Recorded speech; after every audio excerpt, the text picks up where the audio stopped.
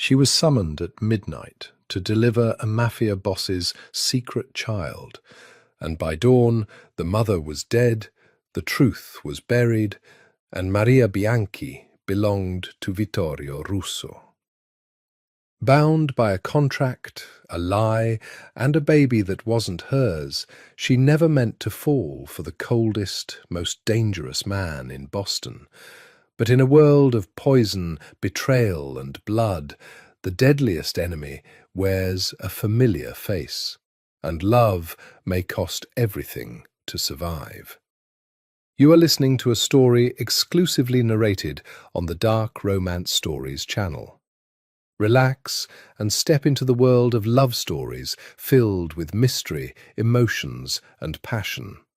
Don't forget to like, subscribe to the channel, and leave a comment to support us. This content is the property of Dark Romance Stories. Please do not copy or re-upload it in any form. The phone rang at 11:58, and Maria Bianchi knew before she answered that someone was going to die. Not because she was psychic, because no one called an obstetrician at that hour with good news in their voice. She had learned the sound of dread over 11 years of practice, the particular way a caller breathed, the pauses that were really prayers. This voice, low and male and edged with something colder than fear, had all of it. "Dr. Bianchi?" Not a question. "You are needed, tonight. There will be a car outside your building in 6 minutes. She sat up in the dark of her small Beacon Hill apartment, the streetlight through the blinds striping her bare arm. "Who is this? I don't take private calls. If there's an emergency, go to Mass General. I can meet you there. No hospitals." The words landed like a door closing. "No records, no names. You will be paid more than you make in a year, and you will be safe, and you will save a woman and a child if God allows it. 6 minutes, doctor. Please." The please was what undid her. It came out wrong in his mouth, like a word he had not used in a long time and had to retrieve from somewhere buried. Maria should have hung up. She knew that even then, standing in her kitchen pulling scrubs over her camisole, her hands moving faster than her judgment, she should have called the police. Instead, she packed her emergency bag, the one she was not supposed to have, the one every doctor secretly keeps, and she was on the sidewalk in 5 minutes, her breath clouding in the March cold, when the car arrived. It was black, long, expensive in the quiet way that meant real money rather than borrowed. A man in a dark coat opened the rear door without a word. She looked at his face and saw nothing there she could use later. No scar, no tell, just a professional blankness that frightened her more than a snarl would have. "Where are we going?" she asked, as the city slid past the tinted glass. "You'll see when we arrive," the driver said. They drove 20 minutes north, past the harbour, into a district of converted warehouses and glass towers that had risen where the fish markets used to be. The car pulled into a private garage beneath a building she didn't recognise. And then she was in an elevator that required a key, rising, her ears popping, until the doors opened onto a penthouse that took her breath. Floor-to-ceiling glass, the whole city laid out below like scattered jewels. White marble, black leather, a grand piano no one had ever played, standing in the corner like a coffin. And the smell. Beneath the lilies in their enormous vases, beneath the wealth, she caught it. Blood, fear sweat, the animal reek of a body in crisis. "Through here," the blank-faced man again. The bedroom was chaos dressed as luxury. A woman lay on the enormous bed, sheets soaked crimson beneath her, her face the grey white of old candles, her dark hair plastered to her skull with sweat. She was young, impossibly young, 24 at most, and she was very clearly dying. And standing over her, motionless, was the most dangerous-looking man Maria had ever seen. He was tall, broad through the shoulders, dressed in a black shirt open at the collar. His face was carved from something harder than flesh, a straight nose, a hard mouth, eyes so dark they seemed to have no bottom. He did not look at Maria when she entered. He looked at the woman on the bed as though he could keep her alive by force of will alone. "Sir," Maria said, dropping her bag and moving fast, "you need to step out. Now."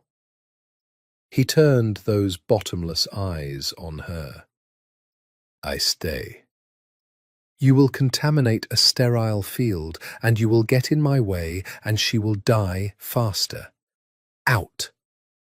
She was already snapping on gloves, already reading the woman's body, the pallor, the pulse fluttering at her throat like a trapped bird, the blood.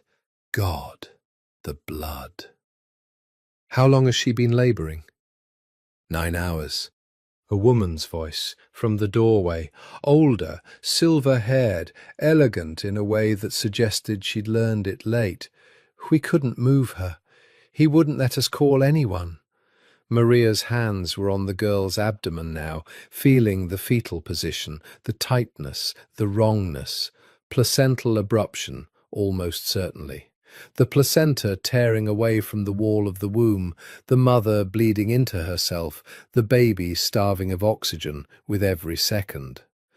"I need to deliver this baby in the next few minutes, or we lose both of them," Maria said, her voice going flat and clinical, the voice that had carried her through 100 emergencies. "I can't do a section here. I'm going to try to bring the baby out. Sir, out. Everyone but her." She jerked her chin at the silver-haired woman. The man did not move. The girl on the bed opened her eyes. They were a startling green, the only living colour left in her. "Vittorio," she whispered, and Maria understood in a cold rush exactly whose penthouse she was standing in. Vittorio Russo. She had seen the name in the Globe, in the careful articles that never quite said Mafia, but circled it like water around a drain. Racketeering charges dropped, witnesses who forgot what they'd seen. A man the city both feared and pretended not to know. "I'm here," Vittorio said, and crossed to the bed and took the dying girl's hand. "Promise me," Sophia said. Maria would learn her name later, would learn all of it later. Too late. "Promise me you'll keep the baby safe. From all of them. Even from—" A contraction seized her, and she screamed, and blood pulsed fresh onto the sheets, and Maria stopped listening to anything but the body under her hands. "Push," Maria commanded. "Sophia, look at me. You push when I say. Do you understand? One more time. For the baby. Push." She pushed. The room narrowed to the space between Maria's hands. Somewhere a monitor she'd clipped on was screaming about a heart rate crashing. Somewhere Vittorio Russo was murmuring in Italian, low and desperate, words that might have been prayers or might have been threats against God himself. And then, in a rush of blood and fluid and Maria's own held breath, the baby came. A boy. Blue-grey, silent, terrifyingly still. Maria had him in her hands, suctioning, rubbing, her whole body bent to the single task of making this small, wet creature choose to live. "Come on," she hissed. "Come on, come on," he cried. The sound tore through the penthouse, thin, furious, alive. Maria's eyes stung. She clamped the cord, cut it, wrapped him in the cleanest sheet she could grab, and turned to hand him to his mother. But Sophia's green eyes had gone fixed and empty, staring at the glass ceiling and the city lights beyond, and the monitor was no longer screaming. It had gone quiet, one long, flat tone. "No," Vittorio said. Just that. No. As though he could refuse it. Maria worked on her anyway, compressions, everything she had, for 11 minutes, while the baby cried and the silver-haired woman wept, and Vittorio Russo stood over them like a statue of grief. But Sophia Kane was gone. She had held on exactly long enough to hear her son cry, and then she had let go. When Maria finally sat back, her scrubs soaked through, her hands shaking, she looked up at the man whose world she had just failed to save. "I'm sorry," she said. "I'm so sorry. The bleeding, it was too fast. There was nothing—" "Stop." He was not looking at her. He was looking at the baby, still crying in Maria's arms, red-faced and alive and utterly unaware. Something moved behind Vittorio's eyes, something that made the hair rise on Maria's neck. Not just grief, calculation, fear. "Give him to me," Vittorio said. And that was the moment. She would think about it for the rest of her life, that Maria Bianchi should have run. They did not let her leave. It was not violence, not at first. It was worse than violence, in a way. It was politeness. The silver-haired woman, who introduced herself only as Renata, brought Maria coffee in a cup that cost more than Maria's monthly grocery bill, and told her, gently, that Mr. Russo required a moment of her time before she could go. The moment lasted until dawn. They had taken her phone. They had taken it the way a nurse takes a scalpel, smoothly, before she'd even registered the hand. Maria sat in the vast white living room with the dead woman's blood drying under her fingernails and the newborn asleep in a bassinet that had appeared from somewhere, and she watched the sky over Boston turn from black to bruised violet to a thin, exhausted gold. Vittorio Russo came to her at 6:30. He had changed his shirt. He had not slept. He sat across from her in a low leather chair and studied her face for a long moment, and Maria made herself hold his gaze, because she had learned as a woman in a world of men that flinching was how you told them you were prey. "You saved my son," he said. "I couldn't save his mother." No one could have saved his mother. He said it with a strange, flat certainty that she filed away without understanding it. "You did what a hospital could not have done faster. I know the difference. I have buried people who died waiting for ambulances." "I'm sorry for your loss," Maria said, because it was true, and because she did not know what else could be true in this room. Vittorio leaned forward, elbows on his knees, and now she could see how tired he was, how the grief had hollowed him out and left something harder in its place. "Dr. Bianchi, I'm going to tell you a truth, and then I'm going to ask you for something, and you are going to find that you cannot say no, not because I will hurt you, I will not hurt you, but because the situation will not permit it." That sounds, Maria said carefully, like a threat wearing a nice coat. The corner of his mouth moved, not a smile, but the memory of where one used to be. You're not afraid of me. I'm terrified of you. I've just found that being terrified isn't very useful, so I'm choosing to ignore it. He looked at her then, really looked, the way a man looks at something he had not expected to find in a place like this. Maria felt it like a hand on her skin, and hated that she felt it. My son, he said, cannot exist. Do you understand? The moment my enemies learn that Sophia gave me a child, an heir, he becomes the most valuable and the most endangered thing in this city. There are men who would take him to use against me. There are men who would kill him simply because killing him would wound me, and wounding me is worth a great deal to them. He paused. Sophia knew this. She hid the pregnancy. Only 3 people alive knew she carried my child. Now there are 4. I won't tell anyone, Maria said quickly. Doctor-patient. There was no patient. There's no record. I'll forget the address. I'll forget your face. I don't want your silence, doctor. Silence I can buy from anyone. He stood and moved to the window and looked out at the city he apparently owned. I want your name, on a document, as his mother. Maria stared at his back. What? A child appears in my life, a newborn. Questions will be asked, by my associates, by my enemies, by the state. The cleanest answer, the answer no one can pull apart, is a wife and a child.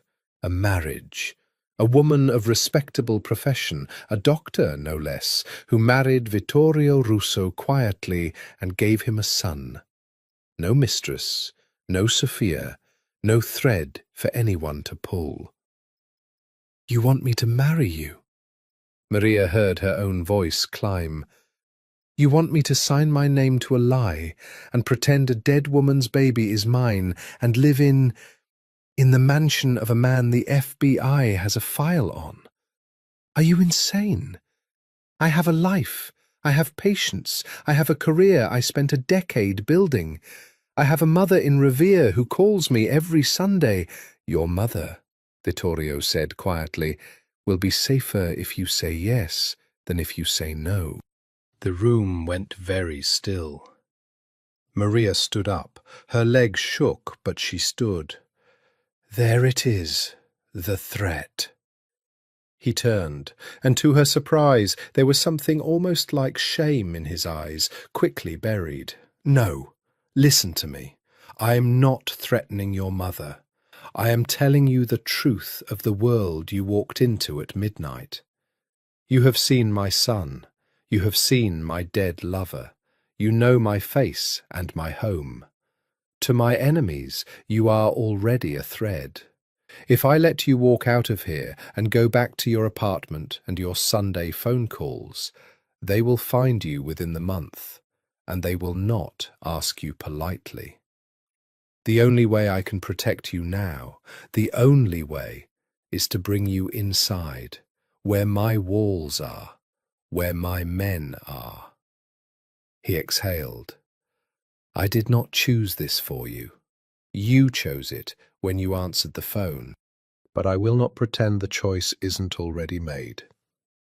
Maria wanted to scream that it wasn't fair, that she had answered the phone to save a life, that no good deed should end in a marriage contract with a crime lord.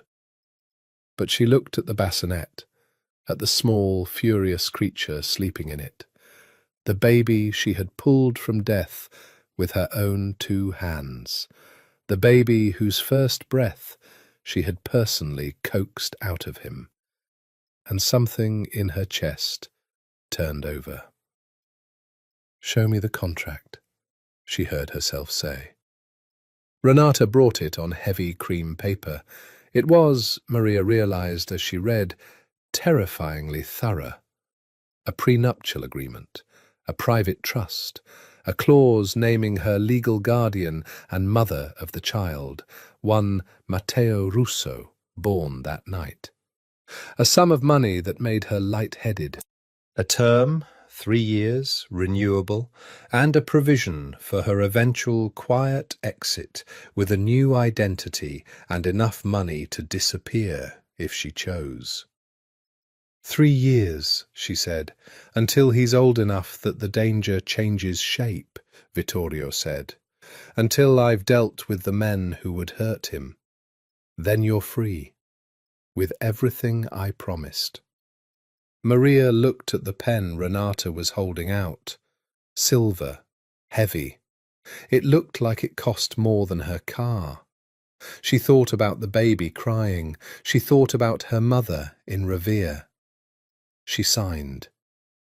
The mansion sat on the north shore, behind gates and a stone wall and a stand of old oaks, with the Atlantic pounding at the rocks below its lawns.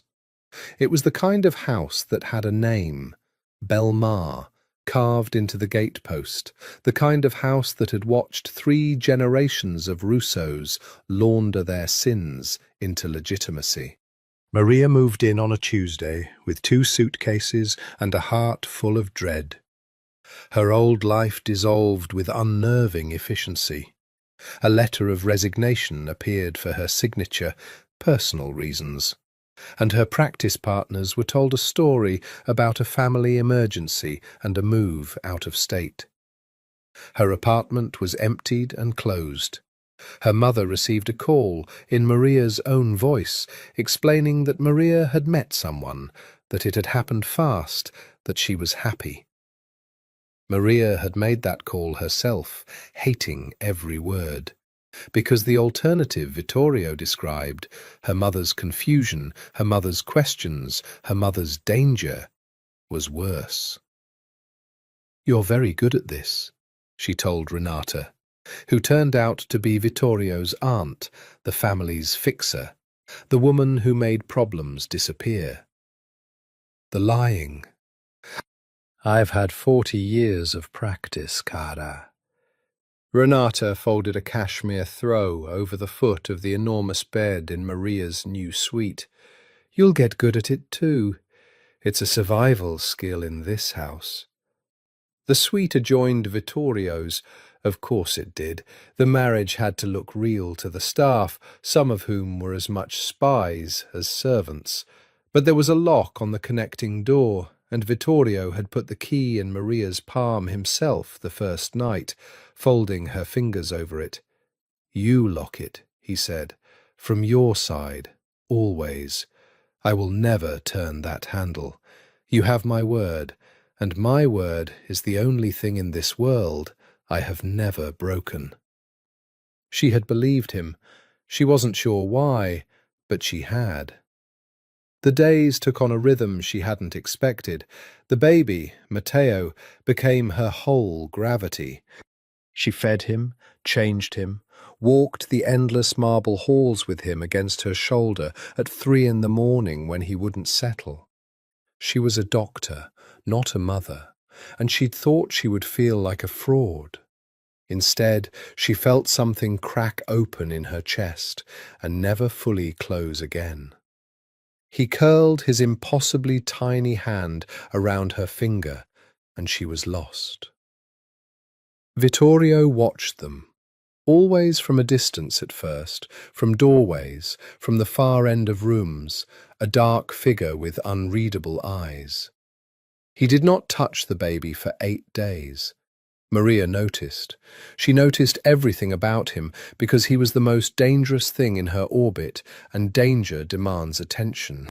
On the 9th day she found him in the nursery at dawn, standing over the crib, and Matteo's tiny hand was wrapped around Vittorio's enormous finger, and the man who ran half the crime in Boston was crying without a sound, tears sliding down that carved face, while he stood perfectly still, as though weeping were a thing that could be done covertly if one held still enough. Maria stepped back before he saw her. Some griefs are not meant to be witnessed. But she carried the image with her, and it changed something. It made him a man. He came to her that evening, in the small library where she'd taken to reading when the baby slept. He set a glass of wine beside her without asking, and took the chair opposite, and for a while they simply sat, two strangers married on paper, listening to the ocean. "Tell me about her," Maria said finally. "Sophia." His jaw tightened. "Why?" "Because I delivered her son, and I watched her die, and I don't even know who she was. Because he's going to ask, someday, about his mother, and I want to be able to tell him something true." Vittorio was quiet for a long time. She was 24. She loved old films, the black and white ones, with the women in the beautiful clothes. She was funny, sharp. She used to catch me lying and call me on it, which no one else in my life has ever dared to do. A pause. "Except you, apparently." "How did you meet?" She sang, in a club I owned downtown, the Velvet Room. Something crossed his face, quick and dark. She had a voice that made grown men weep into their drinks. I heard her sing "Non, je ne regrette rien," and I did not leave that table for 4 hours. "That's romantic," Maria said, "for a mobster." "I am capable of romance, Dr. Bianchi." His eyes found hers, and the temperature in the room changed. "I am only rarely permitted it." She looked away first. Her heart was doing something complicated, and she did not approve of it. "You loved her." "I don't know," he said, and the honesty of it startled her.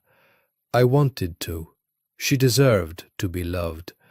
But love, in my world, is a liability, a door left open. I kept a part of myself closed to her, and she knew it, and I think it hurt her. And now she's dead, and I can't unclose it." He drained his wine. "So no, I don't think I loved her the way she wanted. But I would have burned this city to keep her alive." "Make of that what you will." Maria turned the wine glass in her hands and did not answer, because the truth was she didn't know what to make of any of it, of him, of this house, of the small, warm weight sleeping down the hall who had rearranged her entire soul. "Get some sleep, Doctor," Vittorio said, rising. At the door he paused. "Maria." It was the first time he'd used her name. "Thank you," he said, "for his life. I have not said it properly. I'm saying it now." Then he was gone, and Maria sat alone with the ocean and her traitorous heart, and told herself very firmly that she was going to survive 3 years in this house without doing anything as stupid as feeling something. She would fail. She already knew she would fail. It began with a fever. Matteo spiked a temperature at 6 weeks. Nothing catastrophic, the ordinary crucible of infancy, but Maria, being who she was, wanted his full birth data to rule things out. The problem was that there was no full birth data, no hospital chart. There was only what Maria herself had scrawled in her notebook that night, and she remembered whatever Sophia's own care had generated during the pregnancy. "Sophia saw a doctor," Maria said to Renata over breakfast. "She had to. That kind of pregnancy, the abruption, there would have been warning signs, prenatal records, blood work. Where did she get her care?" Renata's cup paused a fraction of a second on its way to her lips. "A private physician, Dr. Alaric. He handled sensitive matters for the family." I need her records. For Matteo's history. Genetic risk factors, blood type, anything. Renata's face was smooth and lovely and told her nothing. I'll ask Vittorio. But Maria did not wait for Vittorio. This was her one remaining piece of professional certainty in a world that had taken everything else, and she reached for it like a drowning woman reaches for wood. She found Dr. Alaric's name in a directory, called his office pretending to be a physician requesting transfer of records for a patient now in her care, which technically was true. And 3 days later, a sealed envelope arrived at Belmar, addressed to Dr. Maria Bianchi. She read it that night in the library, and the wine went sour in her mouth. Sophia Kame's prenatal records were meticulous. Alaric had been thorough. And what they showed made no sense at first, and then made a terrible kind of sense. Sophia had been sick for months, progressive, fatigue, nausea beyond the ordinary, episodes of confusion, tingling in the hands and feet, hair loss noted at 2 visits. Her blood work showed a slow, creeping anemia that no supplement corrected. Elevated liver enzymes, a pattern of symptoms that, taken one at a time, could all be waved away as the discomforts of a difficult pregnancy. But Maria was not reading them one at a time.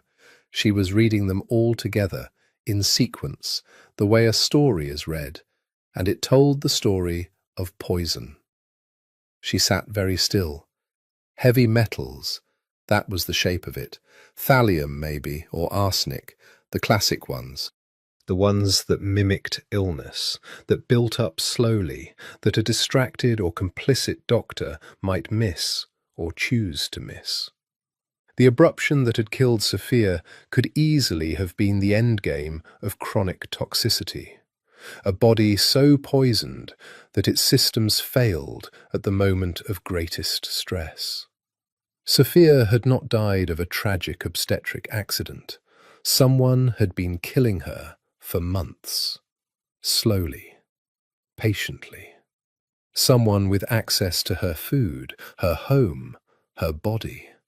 Someone inside these very walls. Maria's first instinct, the good citizen's instinct, the doctor's instinct, was to call the police. Her second, colder thought stopped her hand halfway to a phone she no longer had. There are no police in this world. There is only Vittorio.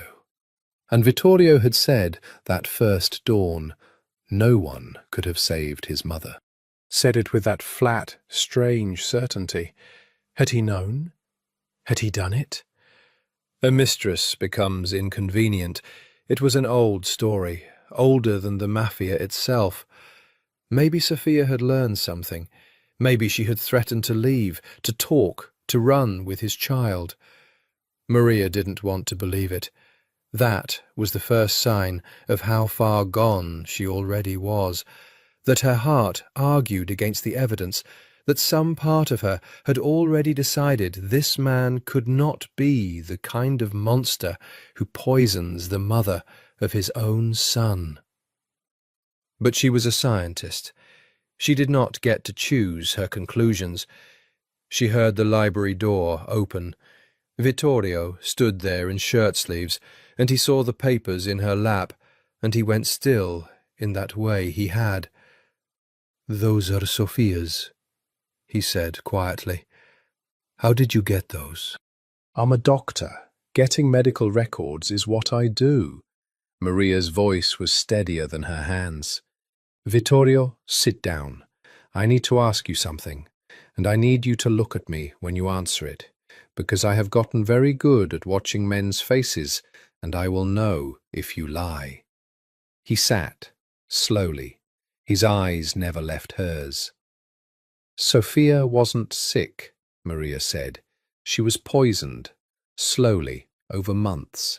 Heavy metals, almost certainly.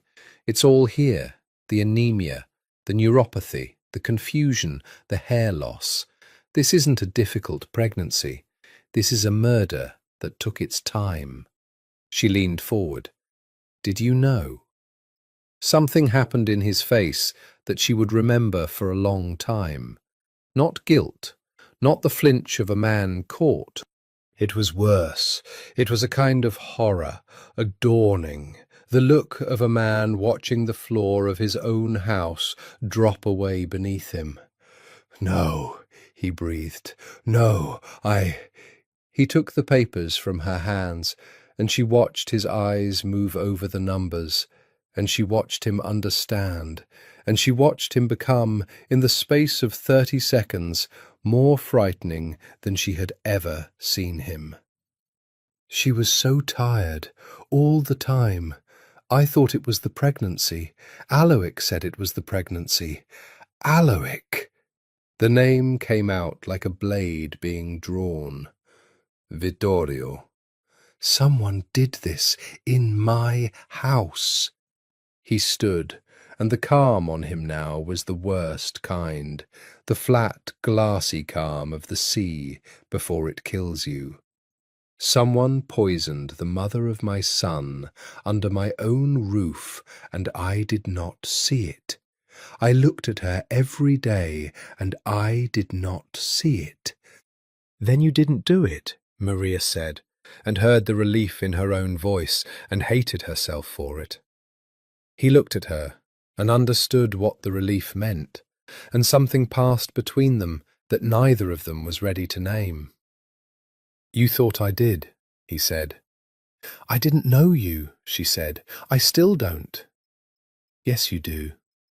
He said it softly, and it was true, and it was the most dangerous thing either of them had said yet. Then the softness was gone. Someone in this family is going to answer for this. I will find them, and when I do— He stopped himself. "Go to bed, Maria. Lock your door. Not from me, from whoever is still in this house." She did not sleep that night. Neither, she suspected, did he. He took her out 3 weeks later, and Maria understood it was not a date so much as a performance. The new Mrs. Russo presented to the world. The Velvet Room occupied the top 2 floors of a building downtown, all red velvet and black glass and gold light, the kind of place where the city's money went to touch the city's crime, and both pretended they were only there for the music. A jazz trio played low on a small stage, waiters moved like dancers, and when Vittorio Russo walked in with a woman on his arm, the whole room reoriented itself around him, the way iron filings turn to a magnet. Maria wore a dress Renata had chosen, deep emerald silk, cut to make her look like she belonged in a place she did not belong. Vittorio's hand rested at the small of her back, warm through the silk, guiding her, and she was intensely, uncomfortably aware of it. "Smile," he murmured against her ear. "You're supposed to be happy. You married the most feared man in Boston, and you're carrying his money in your bank account. I'm carrying his dead lover's baby, and a secret that could get me killed. Forgive me if my smile needs work." His mouth twitched. Fair. They were seated at the best table, elevated, with a view of the whole room. Champagne appeared, and then, one by one, the men came. Capos and associates, and businessmen with soft hands and hard eyes, all of them wanting to be seen paying respects to the boss and his new bride. Vittorio introduced her smoothly, his hand never leaving her, his voice never warming. Maria smiled and lied and watched them all, and catalogued the ones whose eyes lingered too long, the ones whose congratulations had a sour note underneath. And then a woman crossed the room, and Maria felt Vittorio's whole body change. She was beautiful in the way of blades, dark-haired, sharp-featured, expensively dressed in blood red, a cigarette burning in one ringed hand, though the club was smoke-free for everyone else. She moved like she owned the place, and Maria realized she probably half did. "Vittorio," the woman said, and kissed his cheek, and turned appraising eyes on Maria. "So this is the doctor, the little miracle who appeared from nowhere and married my brother in secret." A slow, cool smile. "I'm Isabella, Vittorio's sister. Someone in this family should welcome you properly, since he clearly won't." "Bella," Vittorio said, and there was warning in it. "What? I'm being kind." Isabella sat without being invited, folding herself into the chair with feline grace. "You have no idea, Doctor, what it's like to learn your brother has married from a phone call. No wedding, no introduction to the family, just poof, a wife. And a nephew, I'm told. A son." She exhaled smoke. "How did you manage it so fast, I wonder? A whirlwind." "Some things move quickly when they're meant to," Maria said, keeping her voice light. Isabella's eyes glittered. "And how is the baby? Matteo. Sweet name. Healthy? Growing?" "Very healthy," Maria said. "How wonderful." Isabella's smile did not reach her eyes, and something in the back of Maria's mind stirred, a cold, small movement, like a cellar door creaking open. A new air. Everything changes now, doesn't it, Vittorio? All the plans, all the arrangements. She stubbed out her cigarette. "Well, I'm sure we'll all adjust." She kissed her brother's cheek again and rose. At Maria's ear, low so only she could hear, Isabella said, "Take good care of him, Doctor. Babies are so terribly fragile. Anything can happen." Then she was gone, a red flame moving through the golden room, and Maria sat very still, with her champagne untouched and her heart pounding.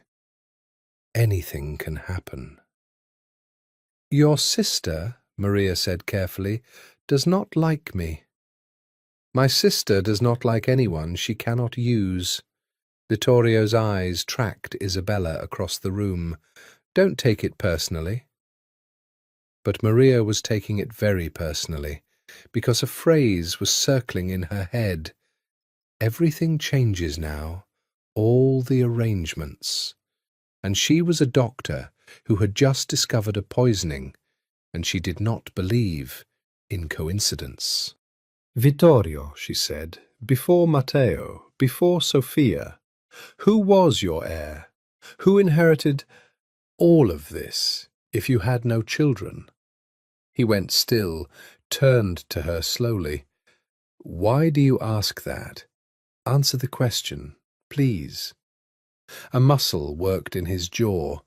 "There is no formal, there's always an heir.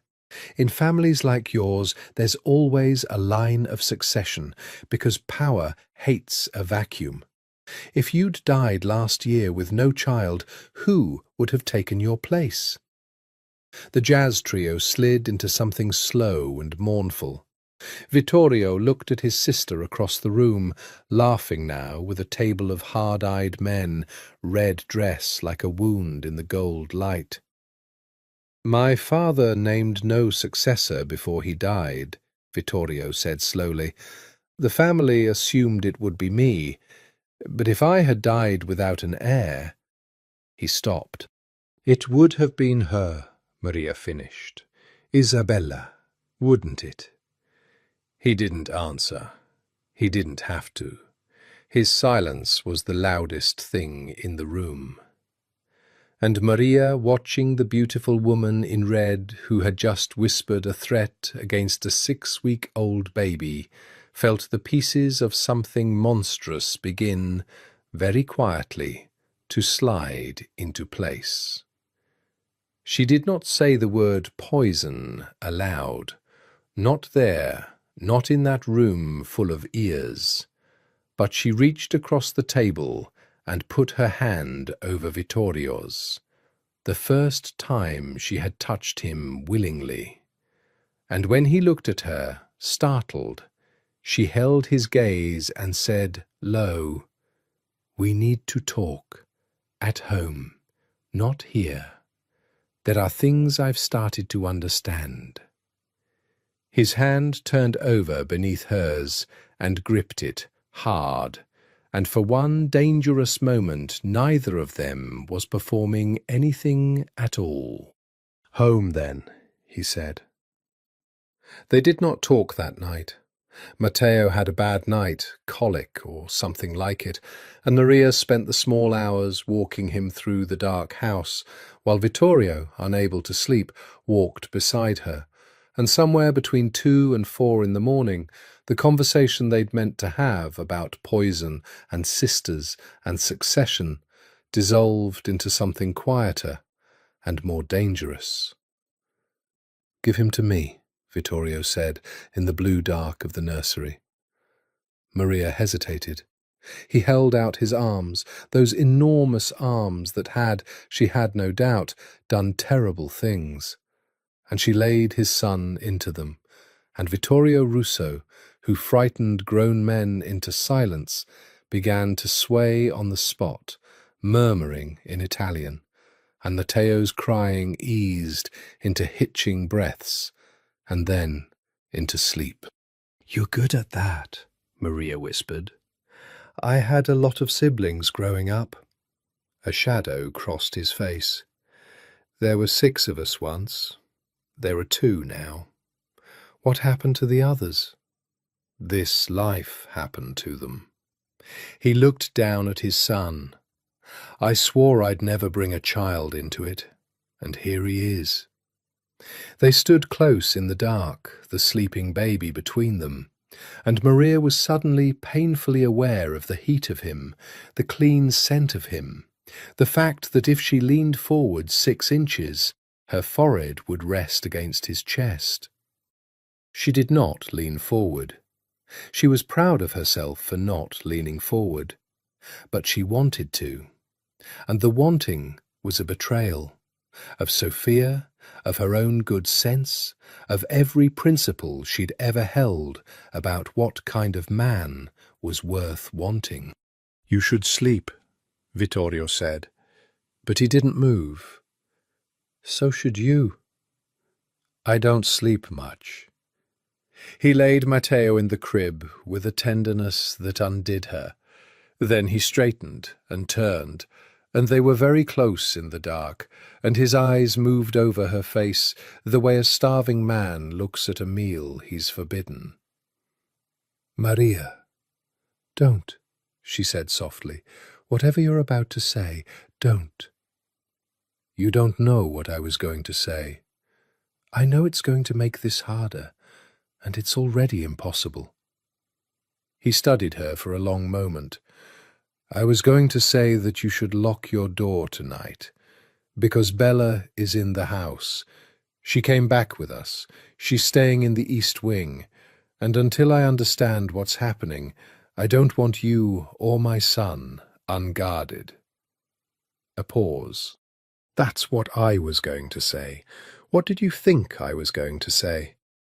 Heat crawled up Maria's neck. "Nothing. Never mind." "Maria." His voice dropped, rough. "If you thought I was going to say that I lie awake in the next room, aware of every sound you make through the wall, that I have to remind myself every single night that you signed a contract and not a marriage, that I have never in my life wanted anything the way I have taught myself not to want you." He stopped himself, jaw tight. "If you thought I was going to say that, then you were right. But I wasn't going to say it, because you're correct. It makes everything harder, and I don't have the right." Maria's heart was slamming against her ribs. "No," she managed. "You don't." "I know." Sophia isn't even cold. I know that too. His voice was raw. I'm not proud of it. I feel it anyway. I've spent my whole life controlling everything around me, and I cannot control this, and it is— He exhaled. Go to bed, Doctor. Lock the door, from your side.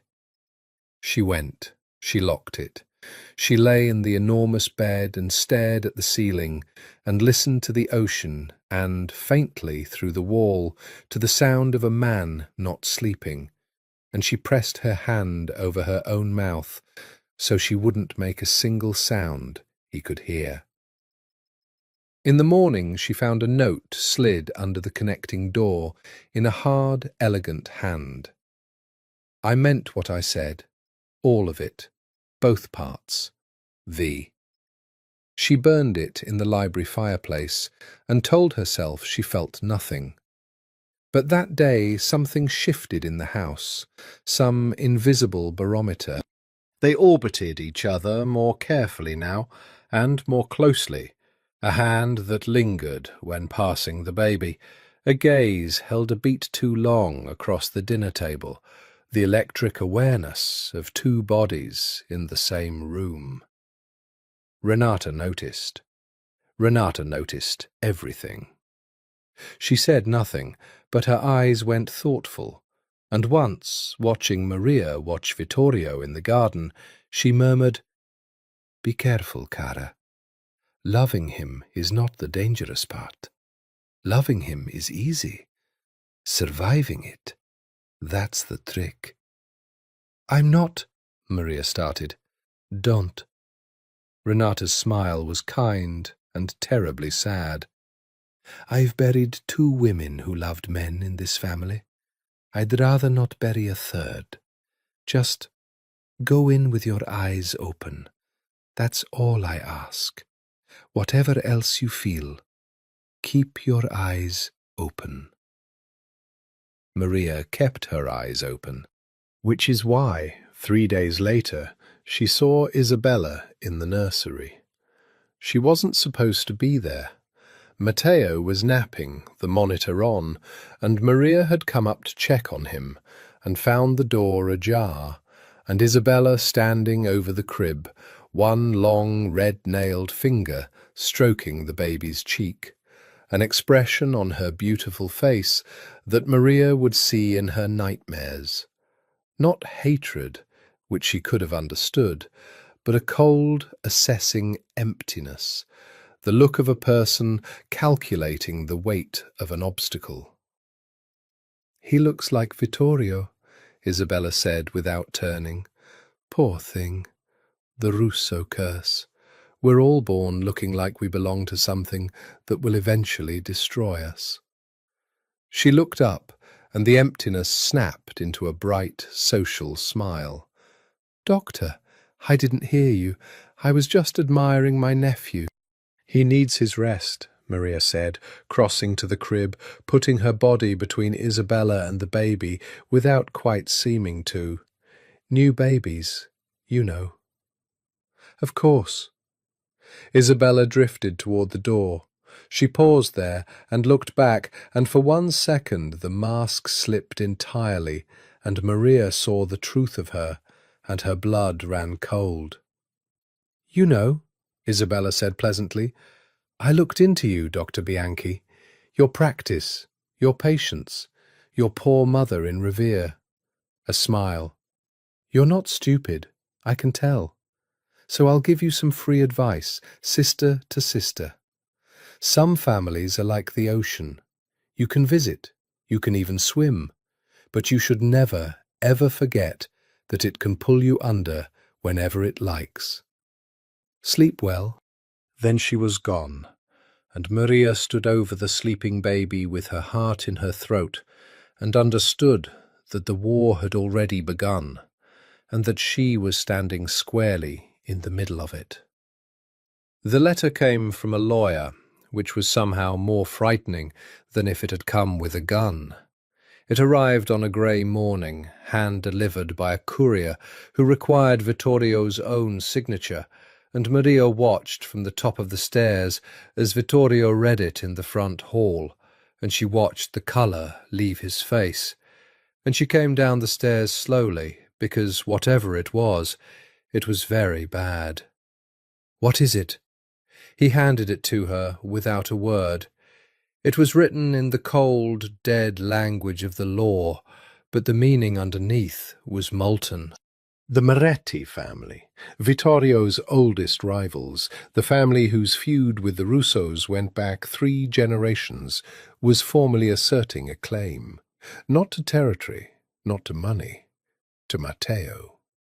The letter alleged that Sophia Kane had not been what Vittorio believed, that she had been, in truth, a Moretti operative, a woman planted in the Russo organization years ago, sent to seduce and inform, and, when the moment came, to bear a child who would give the Morettis a claim on the Russo bloodline and the Russo Empire.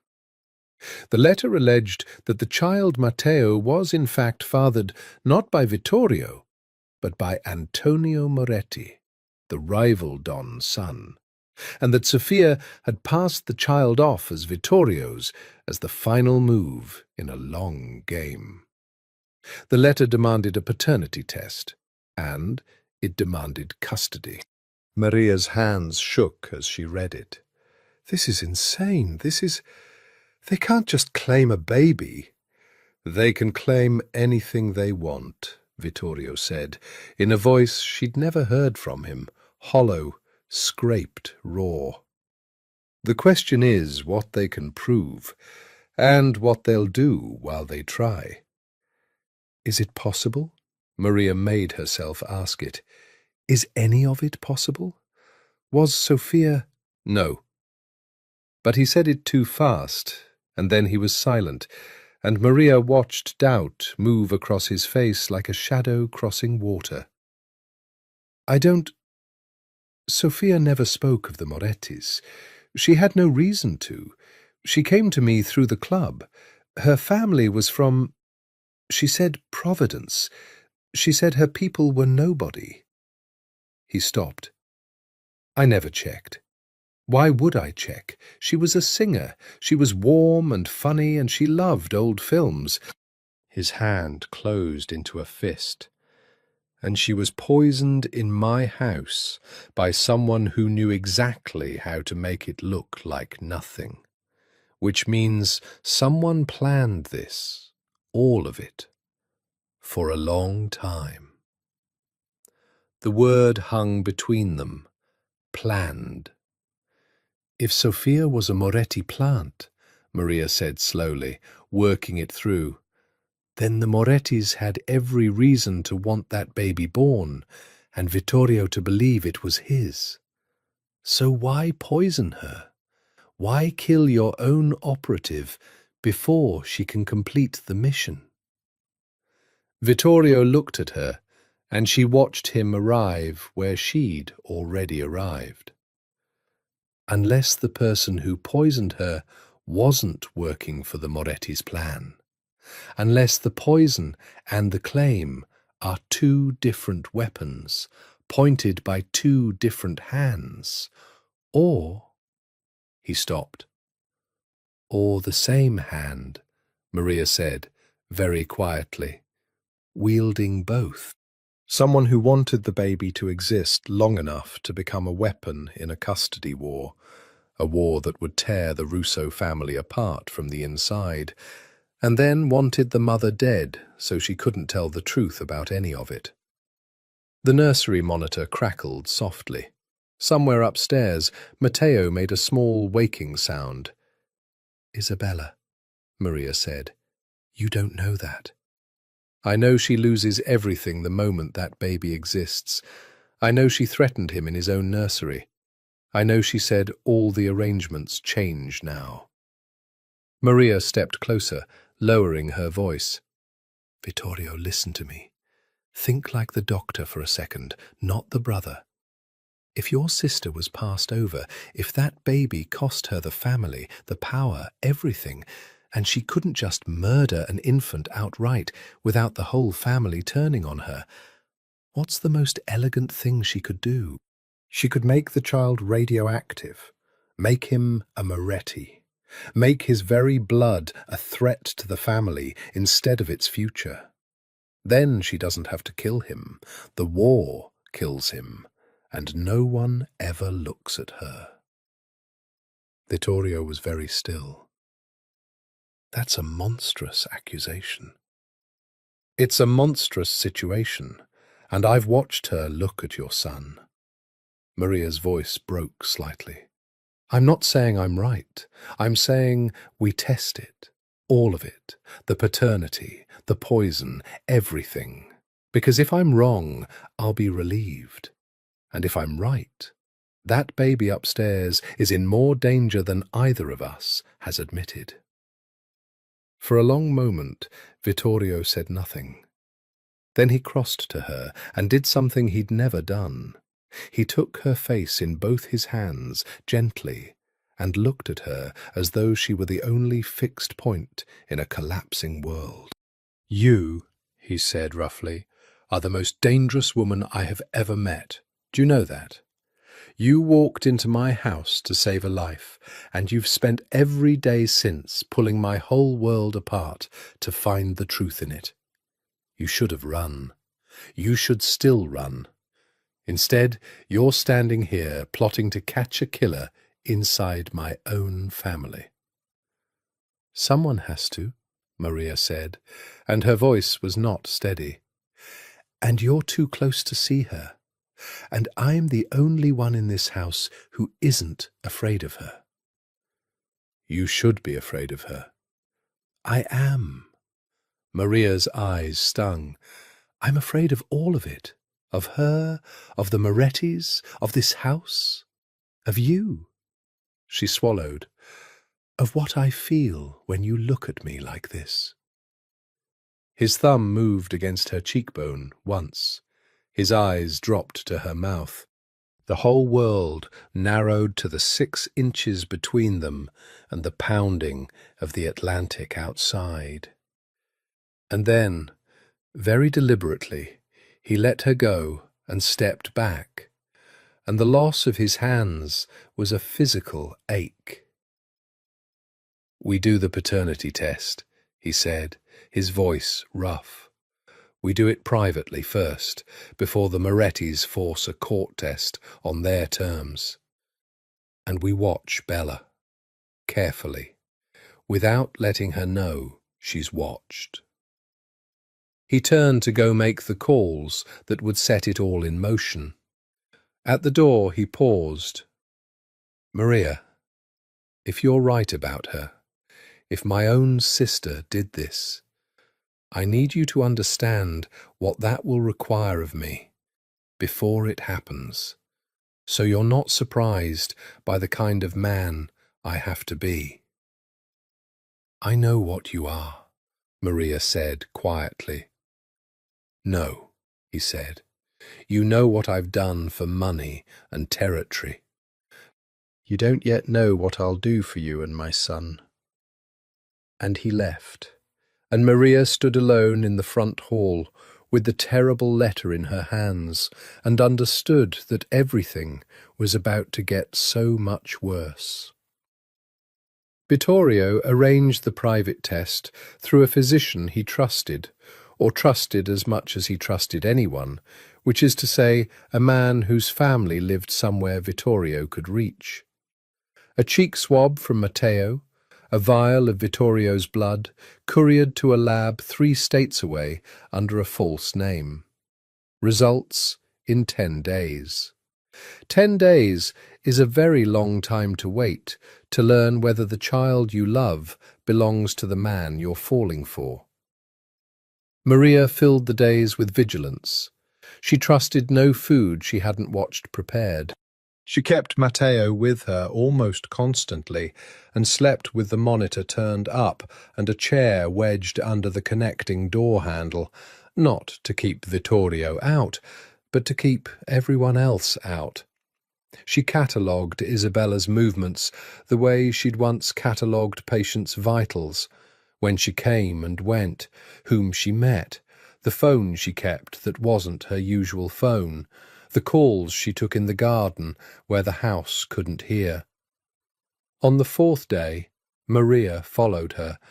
It was reckless. She knew it was reckless.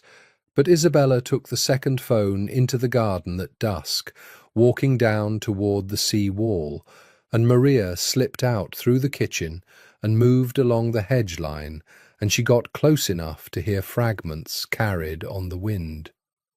As we discussed, the lawyers have filed Isabella's voice, low and hard. No, he won't test on your terms. He's not stupid. He'll test privately first, which is fine. It doesn't matter what the blood says, Antonio. Don't you understand? It matters what everyone believes. And by the time... The wind swallowed the rest. Then, the doctor is a problem.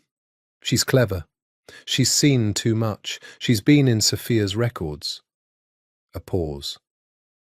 No, not yet. But if she becomes... Another gust. Handle it the way we handled the singer. Maria's blood turned to ice. The way we handled the singer. She had it. She had it in Isabella's own voice, the collusion with Antonio Moretti, the confession that the poison and the claim were one plot, the confirmation that Sophia had been murdered and that Maria herself was next on the list. She had it, and she had no way to prove it, because she had no recording, no witness, nothing but her own word against a woman the whole family loved and feared. She backed away through the hedge, heart hammering, and made it to the kitchen, and made it up the stairs, and it was only when she reached the nursery and gathered Matteo into her arms that her hands finally started to shake so hard she had to sit down. She told Vittorio that night. Every room in the house felt like it was listening now. She found Vittorio in his study, and she closed the door. And she told him everything. The second phone, the garden, Antonio Moretti's name, the fragments she'd caught on the wind. She told him the way we handled the singer and watched the words land on him like blows. He did not explode. That was the thing about Vittorio Russo. The more dangerous his feeling, the quieter he became. He sat behind his father's old desk, and his face went still and glassy, and only his hands moved, slowly folding a single sheet of paper into smaller and smaller squares, until it could fold no more. "You followed her," he said finally, "alone, into the garden, where no one could see or help you. Vittorio, she said you were a problem. She said you'd seen too much. And your response was to walk within 20 feet of her and give her a reason to move faster." His voice was low and shaking, with something that was not quite anger. "Do you have any idea what she would do to you? Do you understand that I found out my son's mother was poisoned to death under my own roof, and my sister was smiling at me across the dinner table the whole time?" "And you followed her into the dark?" "I did it because you can't see her," Maria shot back, "because she's your sister, and you love her, and love makes you slow. I'm the only one who can look at her clearly, because I don't love her. I never did. And someone in this house has to be able to see the truth without it breaking their heart." He was around the desk before she finished, and then his hands were on her shoulders, and then she never afterward decided who moved first, and it didn't matter. His mouth was on hers. It was not gentle. It was months of restraint breaking at once, and Maria's hands fisted in his shirt and pulled him closer instead of pushing him away, and he made a sound against her mouth like a man in pain, and the whole careful architecture of contracts and locked doors and "I don't have the right" came down in a single, silent avalanche. When they broke apart, they were both breathing hard. "This is a catastrophe," Maria whispered. "Yes," Vittorio agreed, his forehead against hers. "Sophia. Sophia is dead, and I grieve her, and I will avenge her, and none of that changes that I have wanted you since you told me to get out of my own bedroom while you saved my son's life." His hands framed her face. "I have never wanted anything the way I want you. It frightens me.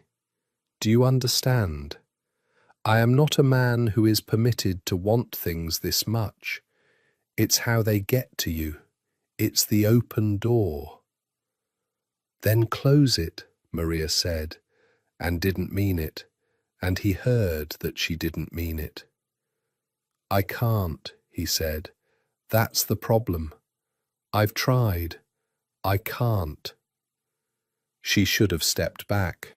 She was a doctor, a rational woman, standing in the study of a Mafia don who had just confirmed his sister was a murderer and his rivals wanted to steal a baby.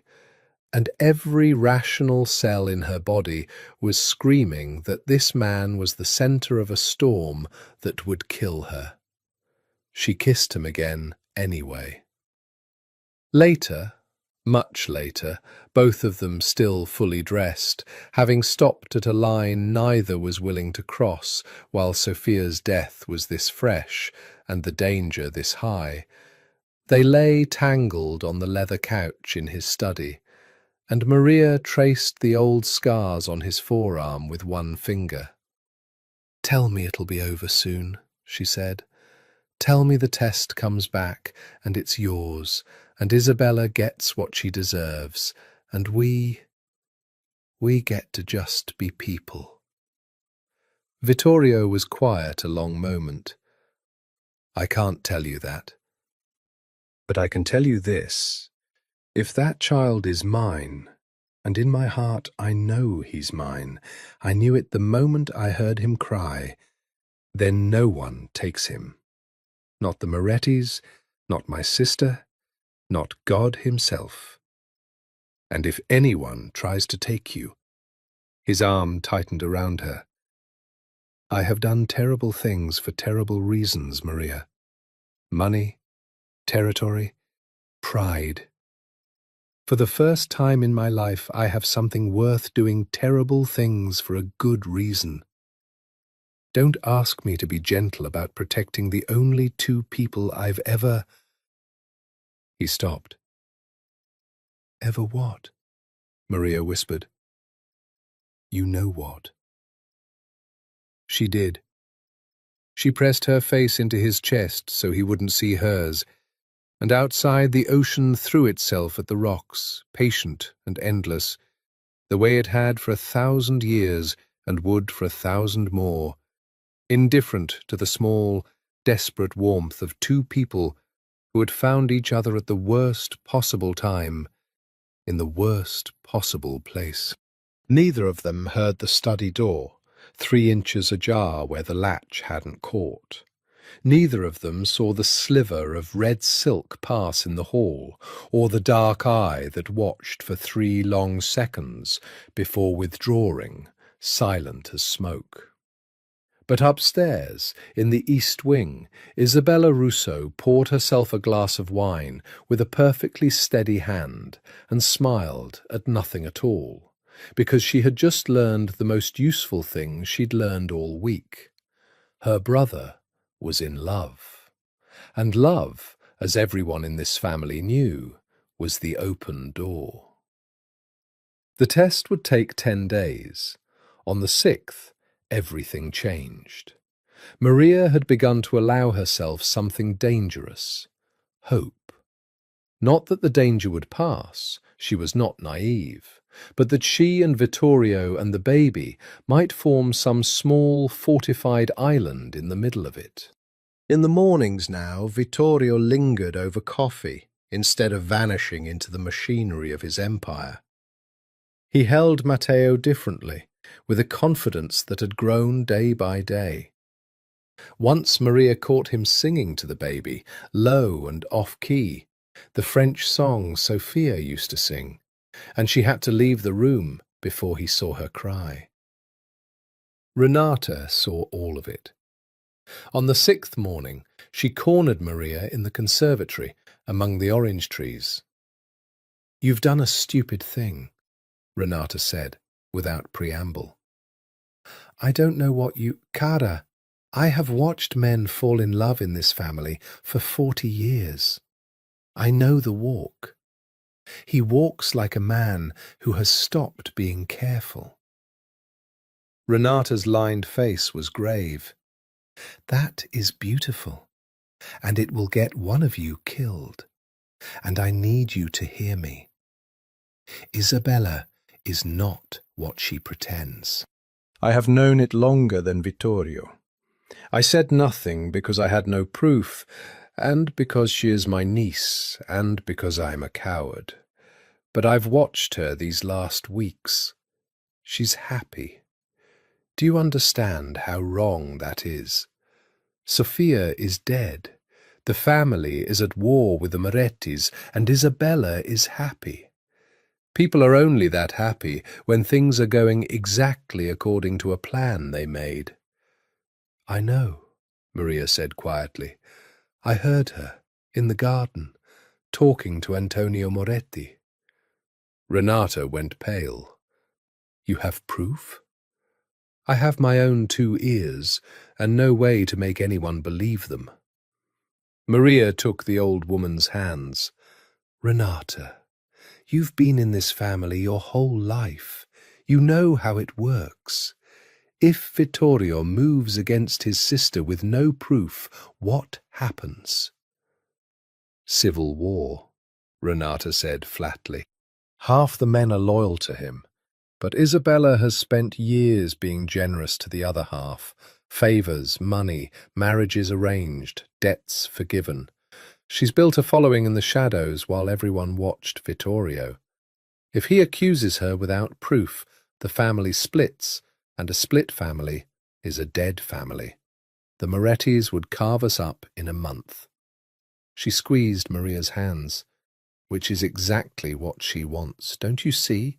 She doesn't need to win a war against her brother. She only needs to start one. Then the Morettis do her killing for her, and she picks up whatever's left. The pieces kept fitting, each one uglier than the last. Maria felt sick. "So we need proof, real proof, before the test comes back and forces everyone's hand." "You need," Renata said, "to be very, very careful, because you are the loose thread now. Sophia is dead. Alaric, the doctor who covered the poisoning, I made some calls.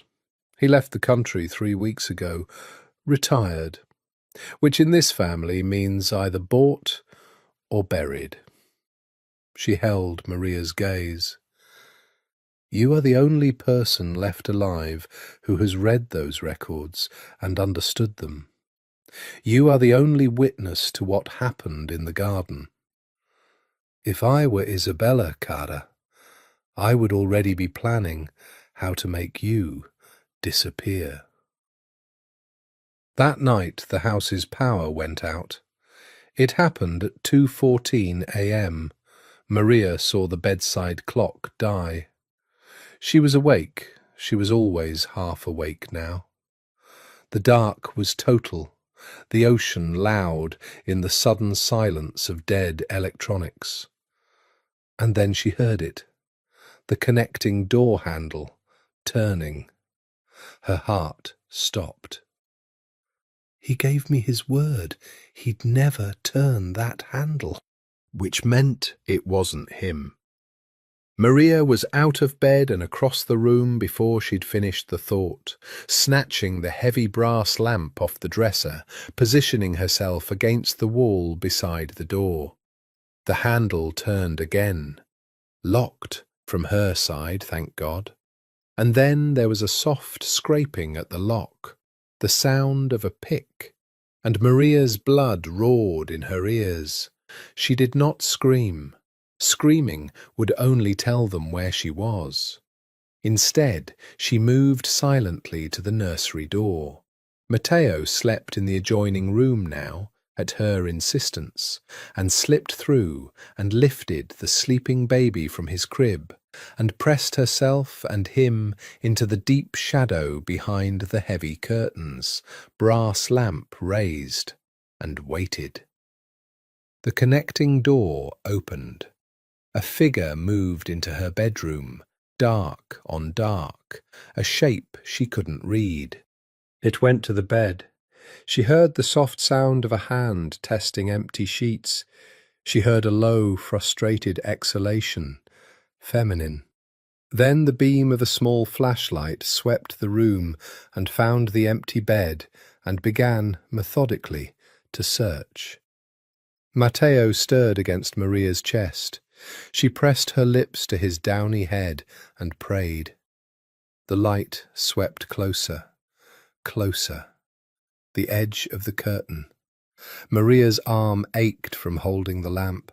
She could see now the gloved hand holding the flashlight, the sleeve of a dark jacket, and she made a decision that if that light found them, she would swing first and scream after, that she would fight for this child with everything she had. The house's power surged back on. Every light blazed. The intruder froze, caught in the sudden brightness, half turned toward the curtains, and for one frozen half-second, Maria saw a slice of face beneath a dark cap. Not Isabella. A man, a stranger, a professional. And then footsteps were pounding down the hall, Vittorio's voice roaring her name, and the intruder bolted for the connecting door. Vittorio hit the doorway like a freight train. The two men collided. There was a brutal, ugly scramble. No cinematic grace to it, just grunting and the wet sound of fists. And then the intruder wrenched free, dove through the connecting door, and was gone into the dark of the other suite. Vittorio started after him. "Vittorio!" Maria's voice cracked. "He was looking for me. For us. Don't leave." He stopped, turned, saw her behind the curtain, the baby against her chest, the brass lamp still raised in her white-knuckled hand. And the look on his face, she would never forget it, was not fear for himself, had never once in the whole encounter been fear for himself. It was the pure animal terror of a man who had almost lost the only things he loved. He crossed the room and pulled them both into his arms, baby and all, and held them so tight it hurt, and Maria felt him shaking. "I've got you," he said into her hair, over and over. "I've got you. I've got you." Down the hall, they heard the far door of the east wing open and close. Isabella's voice, sleepy and innocent. "What on earth is all this noise?" Over Maria's head, Vittorio's eyes went to the hallway, and they were no longer shaking at all. They were the flat, cold, patient eyes of the sea before it kills you. The results came on the 10th day. They came the way everything came to that house, quietly, in a sealed envelope, hand-delivered by a man Vittorio trusted, into a room that had been swept twice for listening devices. Vittorio, Maria, and Renata. No one else. Certainly not Isabella, who had been told, coolly, that her presence was not required, and who had smiled her cool smile and said, "Of course, family business," in a way that made Maria's skin crawl. The envelope sat on the desk between them for a full minute before anyone touched it. "Whatever it says," Maria said quietly, "it doesn't change what he is to us, to you. You know that." "I know," Vittorio said, But his hands, when he finally picked up the envelope, were not entirely steady. He opened it. He read it. And Maria watched a decade fall off his face. "He's mine," Vittorio said. His voice broke on it. 99.99%. He's my son. He was always my son. Sophia never... She wasn't. He put the paper down and pressed the heels of his hands into his eyes, and Maria realized that some part of him, some quiet, tormented part, had believed the Moretti lie, had spent 10 days wondering if the child he'd fallen in love with belonged to his enemy, had loved him anyway, and now had permission to love him without the poison of doubt. Maria came around the desk and wrapped her arms around him from behind, and he gripped her forearm where it crossed his chest, and Renata quietly wept into a handkerchief in her chair. And for a moment, one single golden moment, it was over. Matteo was his. The Moretti claim was a lie. The blood said so.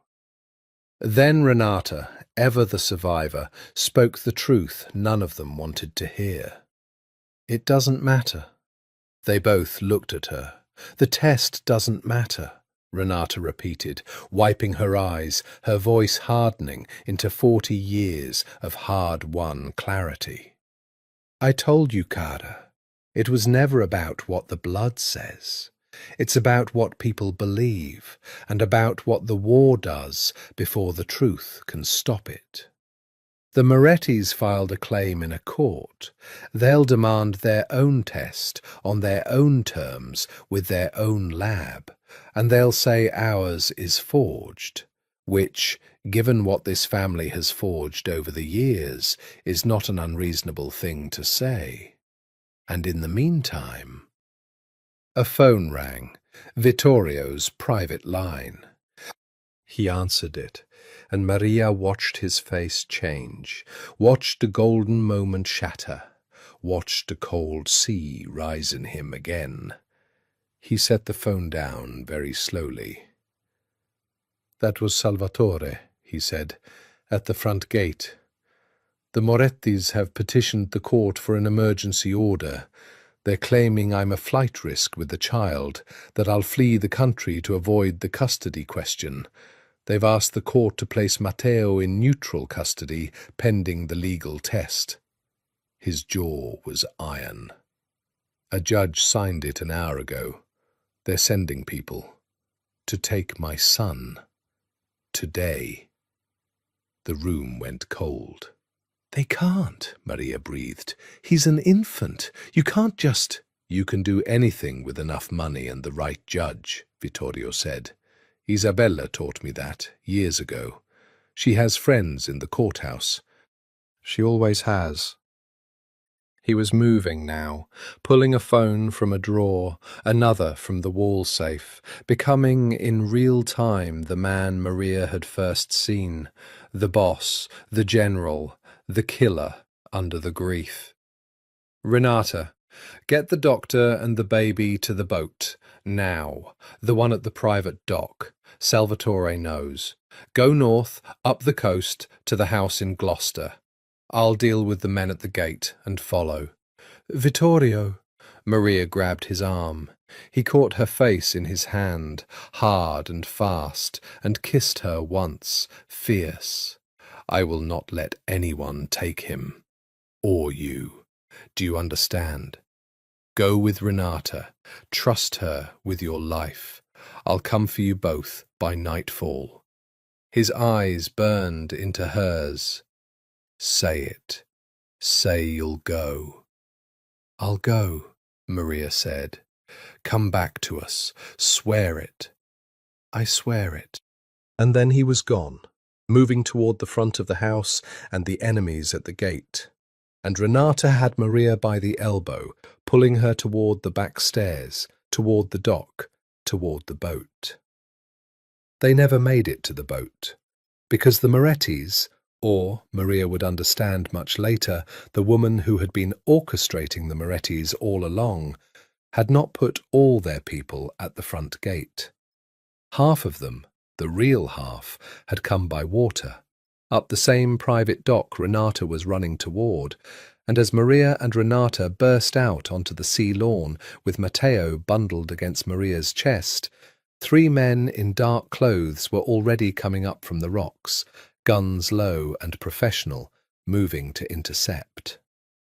Renata shoved Maria behind her with surprising strength. "Run! Back to the house!"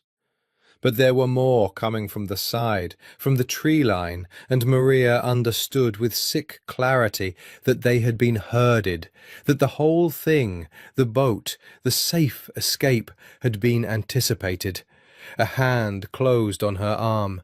Renata screamed and clawed, and a man struck her down, and the old woman crumpled onto the grass, and Maria was screaming Vittorio's name into the wind off the ocean as strong hands dragged her toward the water, toward a boat.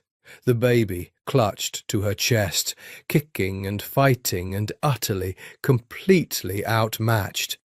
The last thing she saw of Belmar was the great grey house against the sky, and a single figure in red standing at an upstairs window, perfectly still, watching, one hand raised to the glass in something that might, from a distance, have looked like a farewell. Then the boat's engine roared, and the coast fell away, and Maria Bianchi and the child of 2 bloodlines were carried out onto the cold Atlantic into the hands of their enemies. They kept her in a room without windows. It smelled of salt and diesel and old cigarettes, and Maria guessed it was somewhere on the water, a boathouse maybe, or the lower floor of some coastal property the Morettis owned. They had let her keep Matteo, which told her something important. They needed the baby alive and unharmed. A dead heir was worth nothing in a custody war. That single cold fact was the only thing standing between Maria and total despair, and she clung to it and used it. She catalogued everything the way she catalogued a patient. 2 guards outside the door, rotating. Meals brought 3 times a day by a silent young man who wouldn't meet her eyes. Formula and diapers provided. Someone had thought ahead. Someone had planned for a baby, which meant this had been arranged well before the emergency court order. She made note of it all and filed it away, and kept her face calm, because panic was a luxury she could not afford with a child depending on her. On the 2nd day, Antonio Moretti came to see her. He was younger than she'd expected, early 30s, handsome in a soft, spoiled way, nothing like the carved danger of Vittorio. He wore an expensive suit and an expression of aggrieved reasonableness, as though he were the injured party in all of this. "Dr. Bianchi," he said, sitting across from her at the small table, folding his manicured hands. "I want to apologize for the dramatics. It wasn't my preference, but your husband is not a reasonable man, and unreasonable men require dramatic solutions." "You kidnapped a doctor and an infant off a lawn," Maria said. "Let's not pretend this is a negotiation." "But it is," Antonio smiled. "Here is the situation. There is a court test scheduled. Everyone is very excited about this test. But tests, doctor, you're a physician, you know this.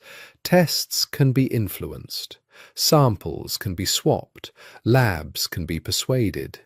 Your husband has already run a private test, which no doubt came back exactly as he wanted it to, because he owns the lab." He leaned forward. "I'm going to have my own test run, here, now, with samples I collect myself, sent to a lab I trust. And whatever it shows, that's what the court will hear. Do you understand? The blood will say what I need it to say. Maria understood perfectly. It was exactly what Renata had said. It was never about the blood. Antonio didn't care whose child Matteo was. He was going to manufacture a Moretti heir, seize a claim on the Russo Empire, and use the child as a permanent lever against Vittorio for the rest of their lives. "And me?" she asked. "Where do I fit in your plan?" Something flickered in Antonio's soft face, and Maria, who had spent weeks learning to read the faces of dangerous people, caught it. Discomfort. He looked away. "Your insurance," he said. "For now." For now. And there it was again, the phrase that meant, "until you're not." Someone had told Antonio Moretti that the doctor was a problem to be handled, the way the singer had been handled. Maria was certain of it. And she was equally certain that Antonio, for all his posturing, was not the one running this. He was a spoiled boy playing at being a don, and someone smarter and colder was pulling his strings. "Antonio," Maria said slowly, watching him, "who told you Sophia was your family's operative?" He blinked. "That's not—" "Because I've read Sophia's medical records, all of them. She wasn't a spy, Antonio. She was a nightclub singer who fell in love with the wrong man. And she was poisoned, slowly, deliberately, over months, by someone inside the Russo family. Not by Vittorio, someone else." Maria kept her voice level, reasonable, doctor to frightened patient. "Who told you she was yours? Who came to you with this whole beautiful plan, the claim, the court, the emergency order?" "Because it's very sophisticated, Antonio. It's very well financed, and with respect, it doesn't feel like you." The colour rose in his cheeks. "You don't know anything about—" "I know you're being used," Maria said, "by someone who wants the Russos and the Morettis to destroy each other, someone who benefits when both families bleed. Ask yourself, when this war is over, when Vittorio and I are dead and you've won your little custody battle, who's left standing? Who's spent this whole time in the shadows, letting you take all the risk?" She leaned in. "Her name is Isabella. And she is going to let you hang for all of this, Antonio, the second you stop being useful, the way she let Sophia die." For a moment, one real moment, she saw doubt crack across his face. She saw a young man who had been flattered and manipulated and handed a plan too clever to be his own, beginning to wonder. Then the door opened, and one of the guards leaned in, and the moment shattered. "The samples are ready to collect," the guard said. "And, boss, there's a situation at the perimeter." Antonio stood, smoothing his suit, the doubt vanishing behind bluster. "Collect the samples, swab the baby, draw the doctor's blood too. We'll want to establish the maternal—" "Don't touch him," Maria said, on her feet, Matteo clutched to her chest. "You want a sample? You take it from me first, and you take it over my—" The far wall exploded. Not the door. The wall.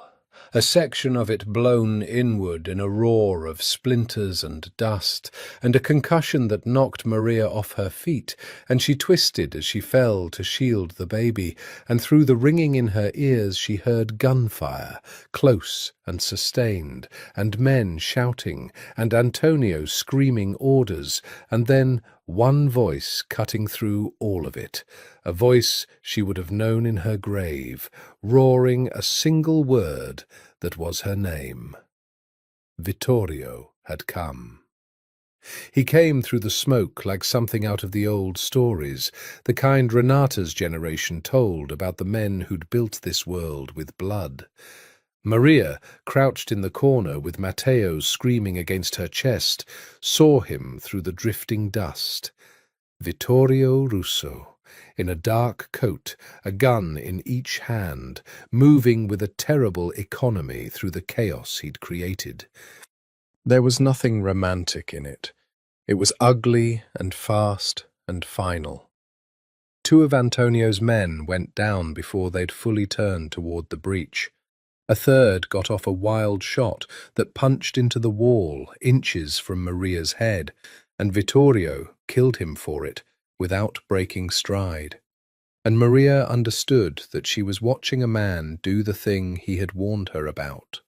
"You don't yet know what I'll do for you and my son." She was watching it now. "Maria!" His eyes found her in the corner, and for one instant the killer's mask cracked and pure human relief flooded through. "Are you hurt? Is he—" "We're okay!" she screamed over the noise. "We're okay! We're not hit!" Then Antonio Moretti grabbed her. He'd crawled to her under the cover of the smoke, and now he hauled her up by the hair, an arm across her throat, a small, ugly pistol pressed to her temple, and he used her body as a shield, and he screamed at Vittorio in a voice gone shrill with terror, "Drop them! Drop the guns, or I paint the wall with her, Russo. I swear to God." Everything stopped. The gunfire died. In the ringing silence, Maria could hear her own heartbeat and Matteo's crying, and the ocean somewhere beyond the shattered wall, and Antonio's ragged breathing at her ear. Vittorio stood 10 feet away, both guns raised, and slowly, he pointed them at the floor. "Let her go," Vittorio said. His voice was very soft, very calm. "Antonio, look at me. The men in this room are dead or running. You have nowhere to go. Let her go, and the boy, and you walk out of here alive. That's the last generous thing I will ever offer a Moretti. Take it." "Generous," Antonio spat. His arm tightened on Maria's throat and she gagged. "You blew a hole in my house and killed my men, and you want to talk about generous? This was never a fair fight, Russo. Your family's always had the numbers, the money, the—" His voice cracked. "You take everything. You've always taken everything. Even her. She was ours, Russo. Sophia was—" "Sophia was a singer," Maria choked out, "and you know it. Someone lied to you." "Shut up!" The gun ground harder against her temple, and in the corner of her vision, Maria saw movement, low, behind Antonio. A shape rising from the smoke and rubble by the blown wall, battered, bleeding from a cut above one eye, but upright and holding a length of rebar in both weathered hands. Renata. She had come with Vittorio. Of course she had. The old woman had a bruise the size of a fist on her jaw from where the man on the lawn had struck her down, and she had come anyway, up the coast and through the breach, 40 years of loyalty and rage in her thin arms, and Antonio Moretti never saw her at all. She swung the rebar into the back of his knee. He screamed and buckled, and the gun jerked away from Maria's head, and Maria did the only thing her body knew how to do. She twisted, hard, protecting the baby, and drove her elbow back into Antonio's throat with all the strength that terror and fury could lend her. He went down choking. And then Vittorio crossed the room in 3 strides, and there was a single, flat, echoing shot, and Antonio Moretti stopped moving. Silence.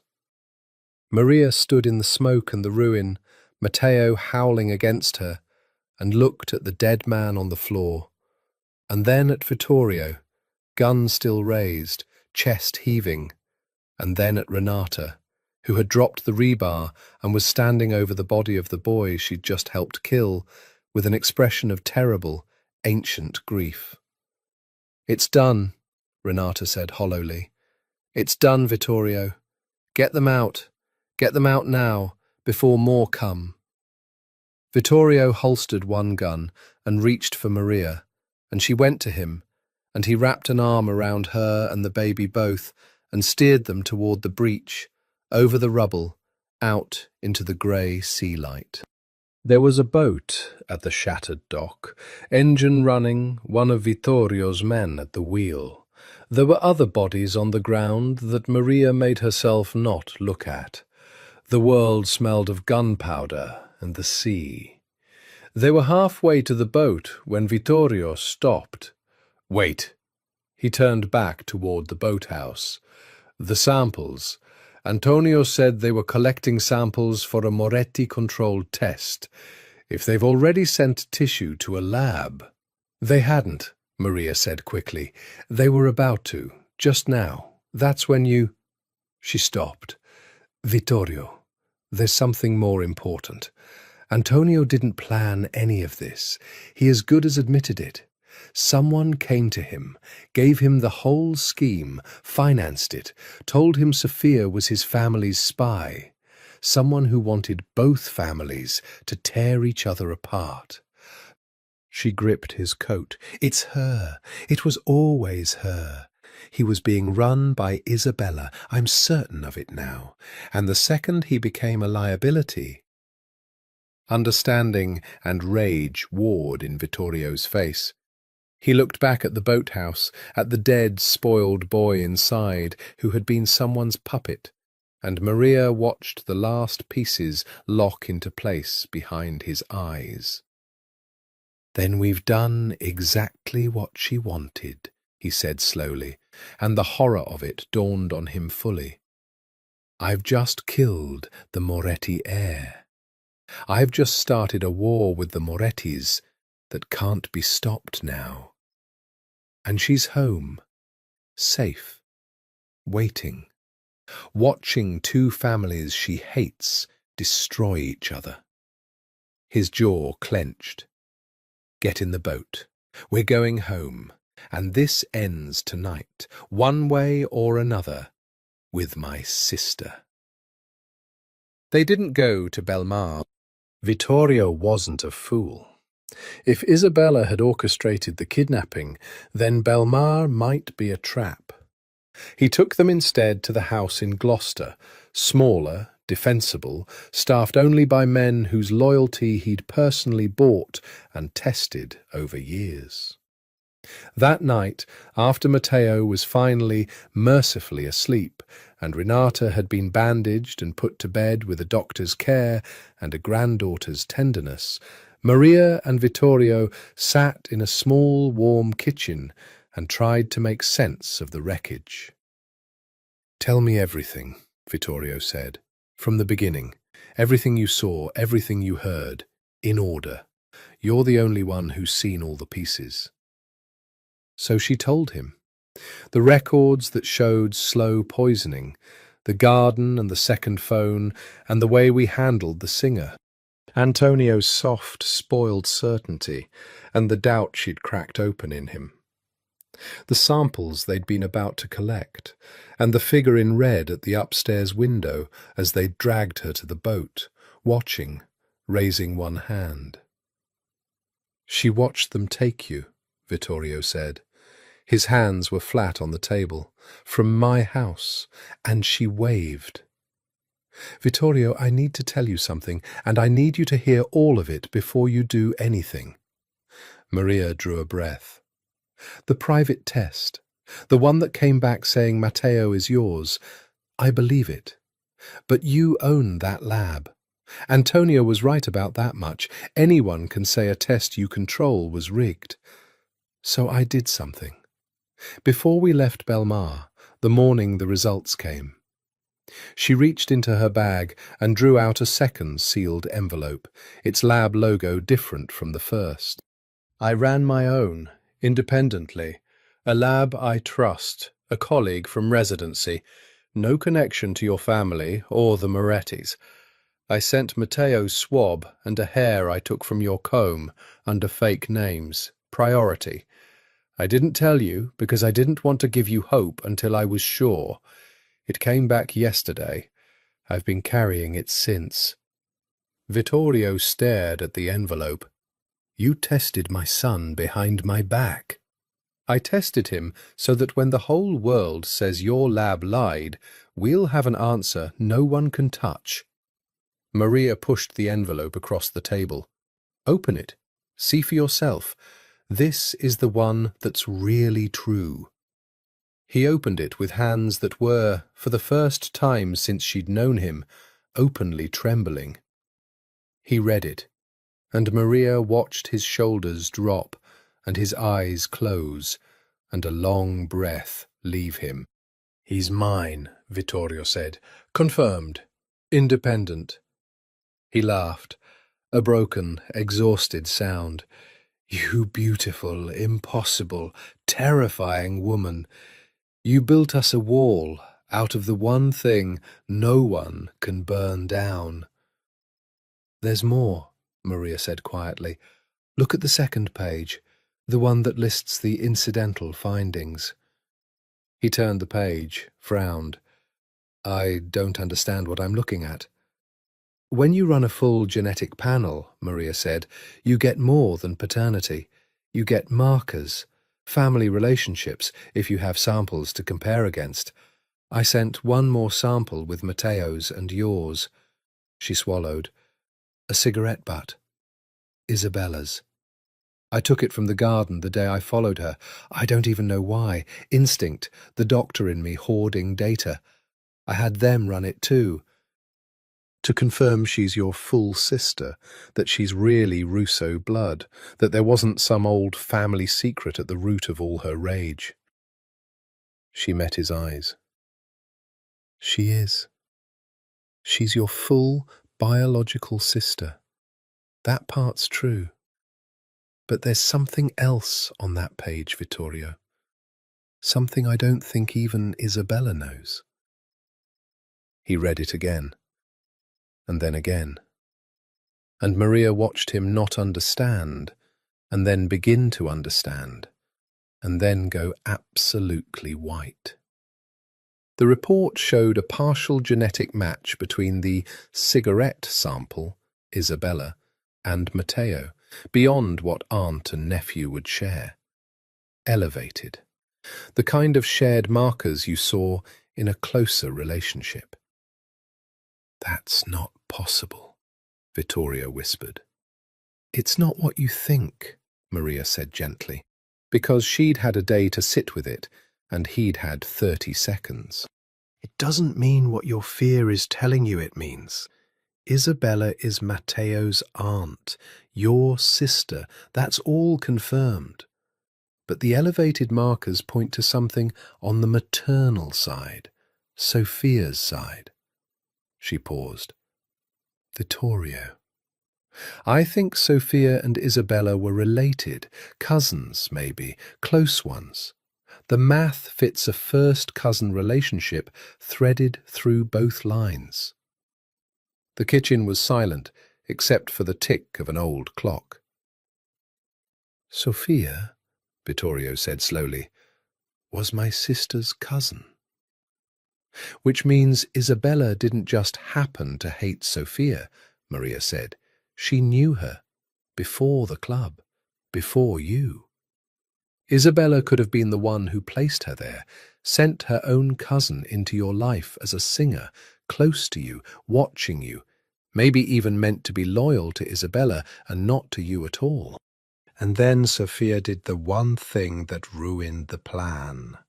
Her voice softened.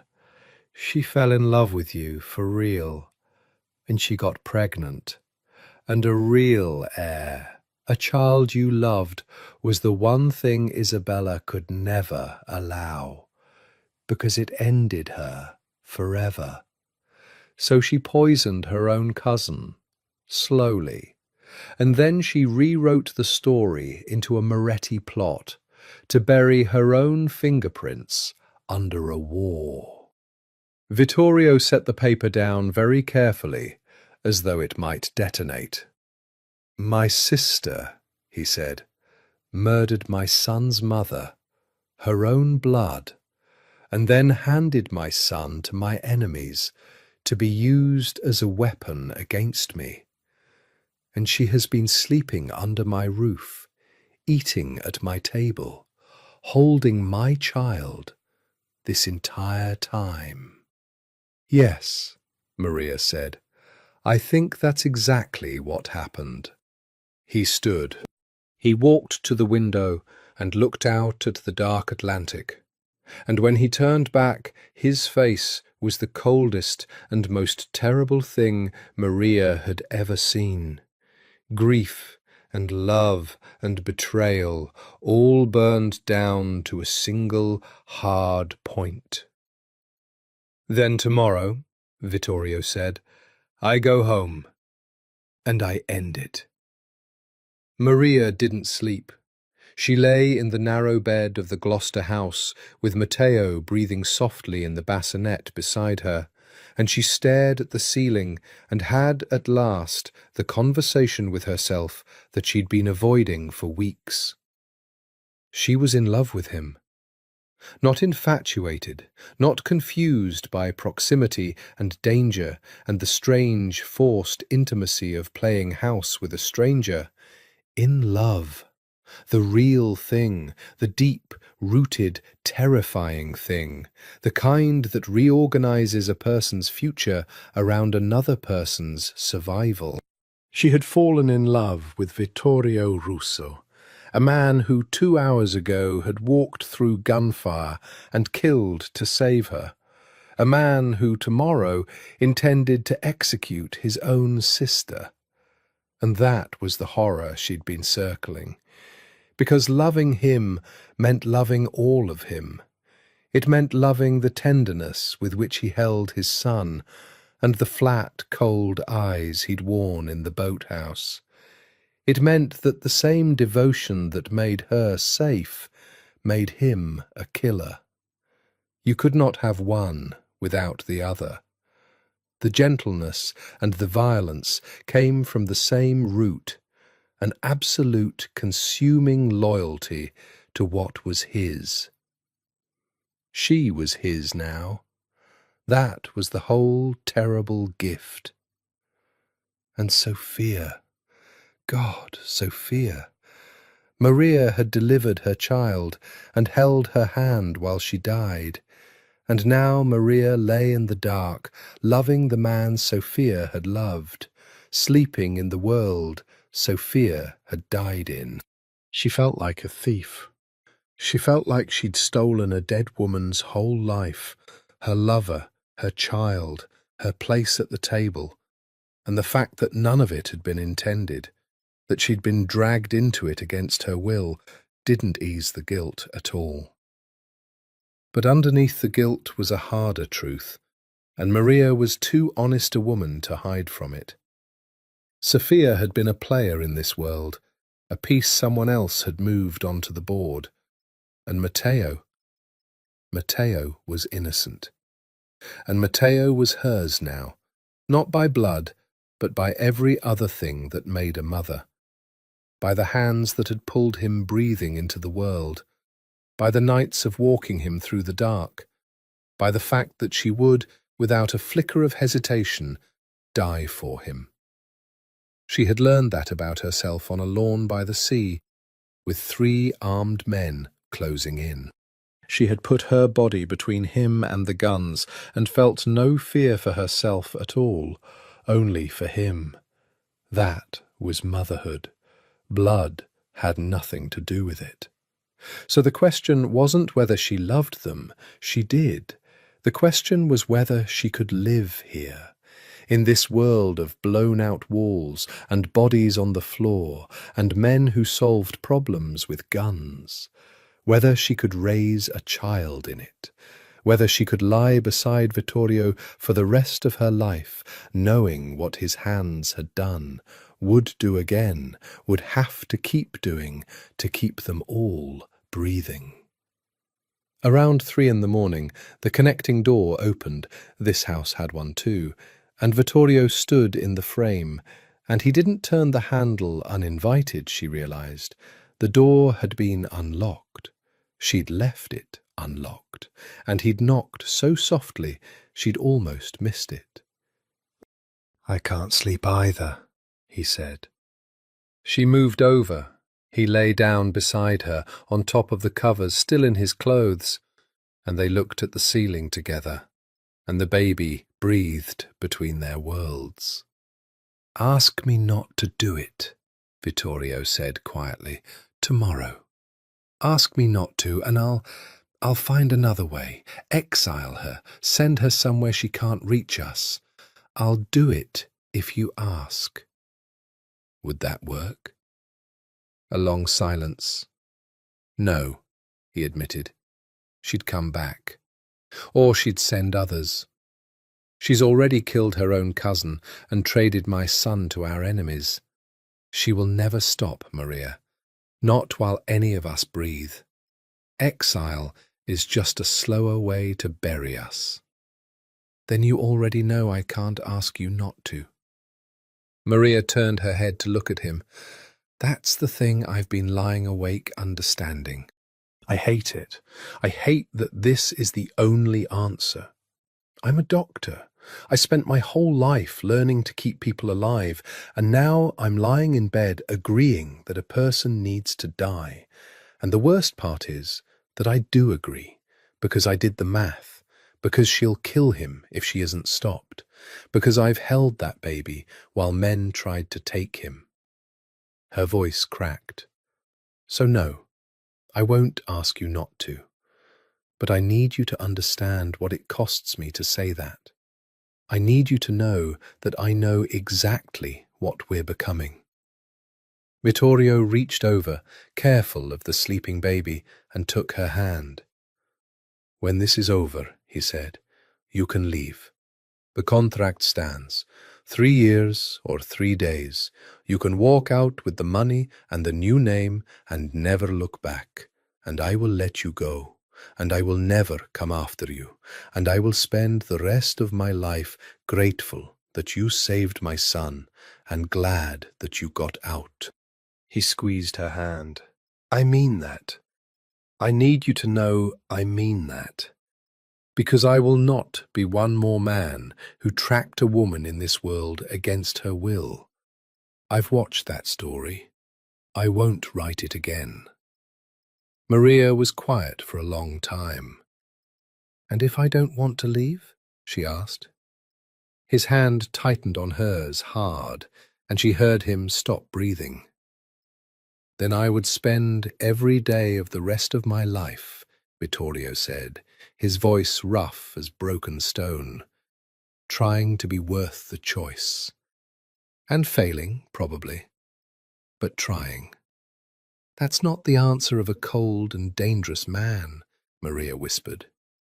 "You ruined the cold and dangerous man," Vittorio said. "The night you told him to get out of his own bedroom." And in the dark for just a moment, they both almost smiled, and the baby slept on between them, and outside the ocean kept its endless, patient counsel, and somewhere to the south, a woman in red was planning all their deaths. They returned to Belmare the next afternoon, and Isabella was waiting for them, and she was very glad to see them, which was the most chilling thing of all. "You're alive!" She swept down the front steps, arms open, her beautiful face a portrait of relieved joy. "Vittorio, my God, when they took Maria and the baby, I've been sick with worry. I called everyone. She reached for Maria, for the baby, and Maria stepped back, and Isabella's eyes flickered just once before the mask smoothed over. "You must be exhausted, cara, both of you. Let me help with Matteo." "He's fine," Maria said. "I've got him." "Of course." Isabella turned to her brother, and her performance was flawless, and if Maria hadn't heard her in the garden, hadn't seen her wave from the window, she might almost have believed it. "The Morettis, is it handled? Tell me it's handled, Vittorio. Tell me those animals will pay for what they—" "Antonio's dead," Vittorio said. Isabella's hand flew to her mouth. "Dead?" "I killed him myself, in the boathouse where he was holding my wife and son." Vittorio's voice was perfectly even, perfectly calm, and Maria, who now knew what that calm concealed, felt her blood run cold on Isabella's behalf. "It's not handled, Bella. It's begun. The Morettis will want blood for their heir. There's going to be a war now." "A real one." He watched his sister's face. "Isn't that a shame?" "It's a tragedy," Isabella agreed, and if there was the faintest gleam of satisfaction in her dark eyes, she hid it well. "But we'll survive it. This family always survives. Come inside, you're all frozen. I'll have Renata draw a—" She stopped, looked around. "Where is Renata?" "Resting," Vittorio said. "She was hurt in the rescue." Renata was there. And now something genuine crossed Isabella's face, surprise, and beneath it the first flicker of unease. Because Renata had been in the boathouse, Renata had seen, Renata knew things. "At her age, my God, she could have been killed. I'll go up and—" "Leave her be," Vittorio said, and there was iron under the words now, and Isabella heard it, and her eyes narrowed a fraction. They went inside. Dinner was served, a strange, poisonous parody of a family meal, the four of them at the long table, Isabella charming and warm and probing, Vittorio granite, Maria watching everyone's hands near everyone's food, Renata absent. Isabella talked about the war to come, about which capos could be trusted, about how they'd need to consolidate, and Maria understood she was already positioning herself, already laying the groundwork to be indispensable in the chaos she'd created. It was after dinner, when Isabella had gone up and Vittorio was making the quiet calls that would gather his most loyal men to the house by morning, that Isabella made her move. Maria had gone to the nursery to put Matteo down.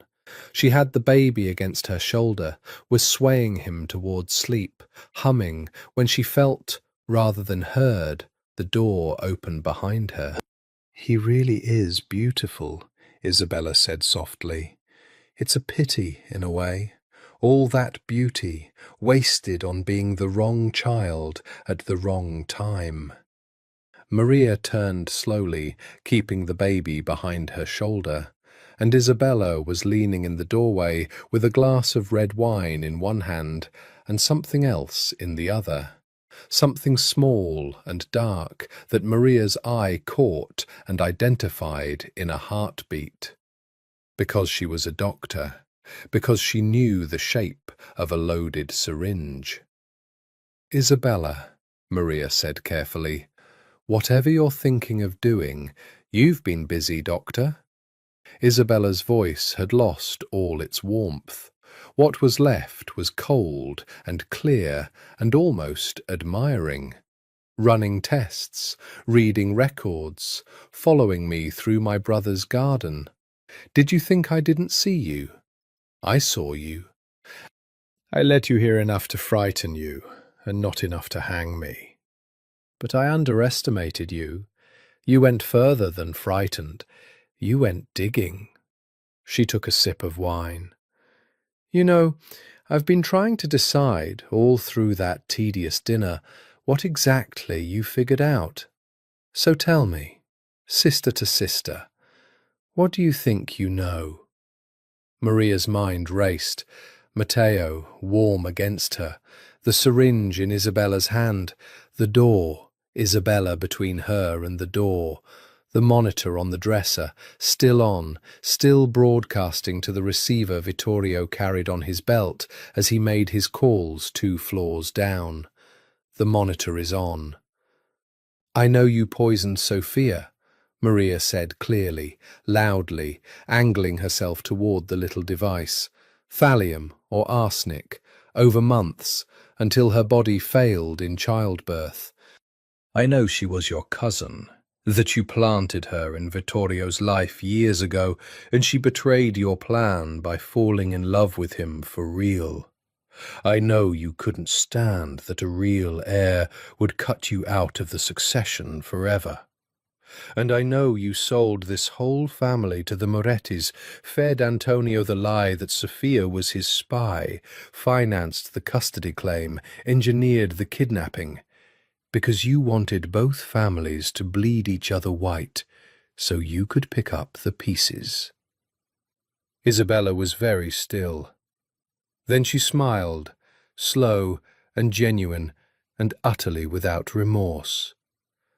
"My God," she said, "you got all of it.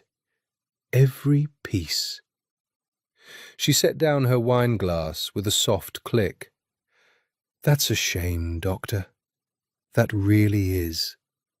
Because now I can't just make you a sad little postpartum suicide.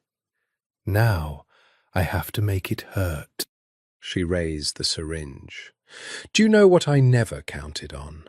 My brother, of all the cold bastards in this world, falling in love, with the help, with a doctor from Revere." She took a step into the room. "You're the open door, Maria. You're how I finally get to him. And the beautiful thing is, when you're dead, he'll be so broken, he'll walk into any trap I set." "He can hear you," Maria said quietly. Isabella paused. "What?" "The baby monitor." Maria nodded at the dresser. "It's been on this whole time. He carries the receiver. He's heard every word you just said."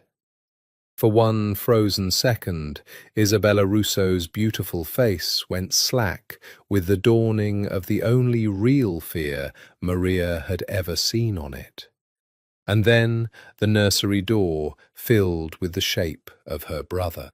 Vittorio stood in the doorway with the baby monitor's receiver still clutched in one hand and his gun in the other, and for a long, terrible moment nobody moved. "Put it down, Bella," Vittorio said. Isabella did not put the syringe down.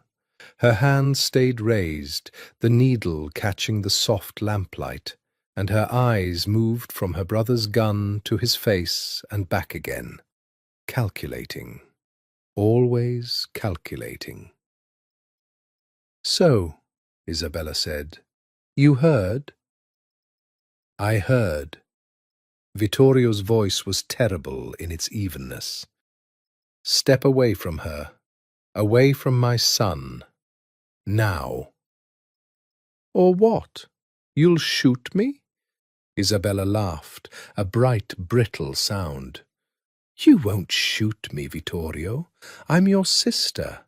I'm the only family you have left in this world, the only person who remembers Mama, who remembers the house on Prince Street, who held your hand at Papa's funeral.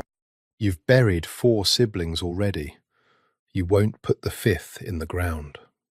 She tilted her head, and the confidence in her was chilling, because she believed it. She genuinely believed her blood made her untouchable. "You can't. It's not in you. You're a killer, brother, but you're not a monster. Not to your own." "You poisoned Sophia," Vittorio said. "Your own cousin. You watched her waste away for months, and you smiled at my dinner table." "Sophia was a tool," Isabella snapped, and the mask fell away entirely now, and the real thing underneath was worse than Maria had imagined. Not cold, but hot, a lifetime of banked fury finally roaring free. She was my tool, mine. I made her, I placed her, I gave her the one job that mattered, and she fell in love with you, the stupid, romantic little fool. She was supposed to keep you occupied and keep me informed, and instead she got herself pregnant and started dreaming about a family. A family. With you, as if there could be an heir that wasn't— Isabella's voice cracked. As if I would let her hand you a son and cut me out of everything I've bled for my entire life. Do you have any idea what it is to be the daughter in this family, Vittorio? To be smarter than every man at the table and watch them pass the crown to you, who never wanted it, who'd have given it all up for a nightclub singer, while I got nothing. Nothing. I built the shadow half of this family with my bare hands. The judges, the councilmen, the men who really move the money, those are mine. I made them, and I was going to inherit what I earned the day you died, childless. And then that girl ruined it with her womb. The nursery was silent. Matteo, blessedly, slept on against Maria's shoulder. So I unmade it, Isabella said, quieter now, the fury banking back into ice. I gave Sophia her medicine, a little at a time. I fed Antonio Moretti a story about spies and heirs. He was so hungry to believe he'd finally struck a blow against us. The poor, stupid boy. He never once wondered why the plan was so much cleverer than anything he'd ever managed alone. I set two families I hate against each other, and I sat back to watch them burn. And it worked, Vittorio. It's working right now. You killed the Moretti heir this morning. There's no stopping the war now. All I had to do was wait. Her eyes flicked to Maria, and remove the one variable I didn't plan for. The doctor who wouldn't stop digging. Isabella. Vittorio took a step into the room, and Maria saw what it cost him, saw the grief warring with everything else in his face. There's a war coming that I can end. Both families have lost enough. I can broker a peace. The Morettis will take blood money and a truce. They're exhausted too. It doesn't have to burn. But not while you're alive, to keep pouring oil on it. You'll never stop. You've told me so yourself. No, Isabella agreed. I never will. She smiled at him, almost gently. So here we are. You have a gun, and I have a needle. And between us is a woman you love and a child you'd die for. And you have to decide, little brother, whether you're finally the monster they always said you were. She raised the syringe another inch, angling it now not toward Maria, but toward the sleeping baby against Maria's shoulder. Because I can end the whole succession problem in 1 second, and you can't cross the room fast enough, can you? Isabella, don't! Maria twisted, putting her whole body between the needle and the child, and Isabella's eyes glittered. You see, Vittorio? She'll take it for him. She'd die for your son. She's more of a mother in 6 weeks than that singer would ever have. Vittorio fired. It was not a decision made in the moment, Maria understood later.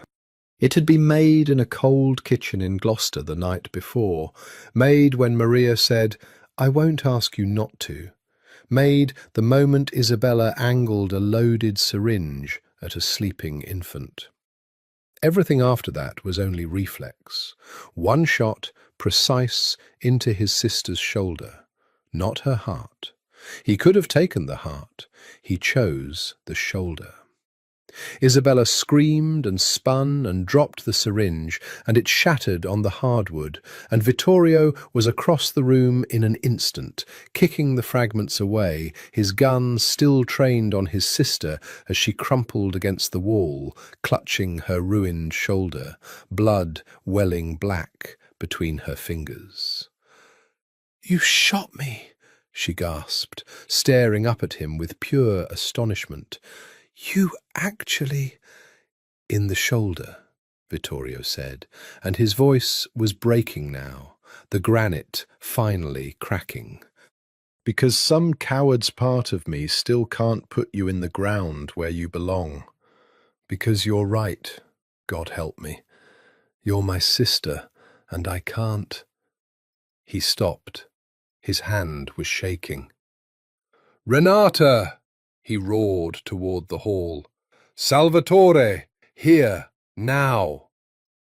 Footsteps thundered, and Maria stood pressed against the far wall with the baby, watching the man she loved stand over his bleeding sister with a gun he couldn't quite bring himself to fire again. And she understood that this was the moment the whole story had been driving toward all along, and that it was not over yet. Because Isabella, even shot, even bleeding, was smiling. "You should have killed me," she whispered. "Now I get to watch you try to live with all of it." They did not call an ambulance. Of course they didn't. In that world, a bullet wound generated paperwork, and paperwork generated questions. And questions were the one thing Vittorio Russo could not afford. Instead, Maria, the doctor, always the doctor, no matter what else she'd become, stopped Isabella's bleeding on the nursery floor, while the woman who'd tried to murder her child watched her with hooded, hateful eyes. "You're saving my life," Isabella observed as Maria packed the wound. "You, of all people. How very Hippocratic." "I'm keeping you alive so you can answer for what you did," Maria said flatly, not looking up. "There's a difference." She tied off the pressure bandage harder than she strictly needed to, and had the grim satisfaction of watching Isabella wince. "You don't get to die clean in a nursery and become a tragedy Vittorio has to carry. You're going to live, and you're going to tell the truth, all of it, in front of everyone who matters in this family." That, it turned out, was Vittorio's plan too. He gathered them in the great room at Belmar, the capos, the lieutenants, the old men who'd served his father, the whole council of the Russo family, summoned in the dead of night to the mansion by the sea. Maria was not supposed to be there. It was not a place for wives, let alone women who were wives only on paper. But Vittorio put his hand at the small of her back and walked her in beside him, and when one of the old men opened his mouth to object, Vittorio looked at him, and the man closed it again. Isabella was brought in on a chair, pale from blood loss, arms strapped to her chest, guarded on both sides. And Vittorio stood before the family he ruled and told them everything. He held up two documents, the independent paternity test and the genetic report showing Isabella's link to Sophia. He laid out the poisoning, Sophia's medical records, the pattern only a doctor could read, and he'd had Maria explain it, plainly, clinically, in language these hard men could follow. He revealed the collusion with Antonio Moretti, the manufactured custody claim, the kidnapping that Isabella had waved goodbye to from an upstairs window. And finally, damningly, he played it. The recording, captured by the baby monitor's receiver, of Isabella's own voice confessing all of it in the nursery 2 hours before. "She was my tool. I gave Sophia her medicine. I set two families I hate against each other." The great room was silent when it finished. An old capo named Don Ciro, who had known Vittorio since he was a boy, rose slowly to his feet. "She sold this family to the Morettis," he said, in a voice like gravel. She killed a woman carrying the boss's child. She raised her hand against the heir. He looked at Isabella, and there was no mercy in it, only the terrible arithmetic of their world. There is only one answer for this, Vittorio. You know the law. We all know the law. It does not matter that she is your blood. It matters more that she is your blood. Because if the boss's own sister can betray the family and live, then no one need fear the law again. He sat. It has to be you, and it has to be tonight. Maria felt Vittorio go rigid beside her. There's another way, she said before she could stop herself, and every hard old face in the room turned to her, and she felt Vittorio's warning hand on her arm, and she ignored it. I'm a doctor. I've spent my life finding the answer that keeps someone alive, so hear me out. She met Don Ciro's flinty gaze. She's more valuable alive than dead. She built the shadow half of this family, the judges, the money men, the connections. Kill her and you lose all of that overnight, and half of it turns on you. But if she lives, locked away, controlled, cut off from everyone, forced to sign over every network she built, then Vittorio inherits her whole shadow empire and ends the war. She becomes the leash you put on the Morettis. A living hostage is worth more than a dead traitor. Murmurs moved through the room. Don Ciro's eyes narrowed, and for a moment Maria thought, perhaps she'd found the answer. The doctor's answer, the one where no one else died. Then Isabella laughed. "Oh, that's good, doctor."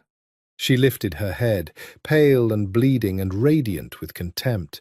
"That's clever, but you don't understand what you're offering, because you don't understand me.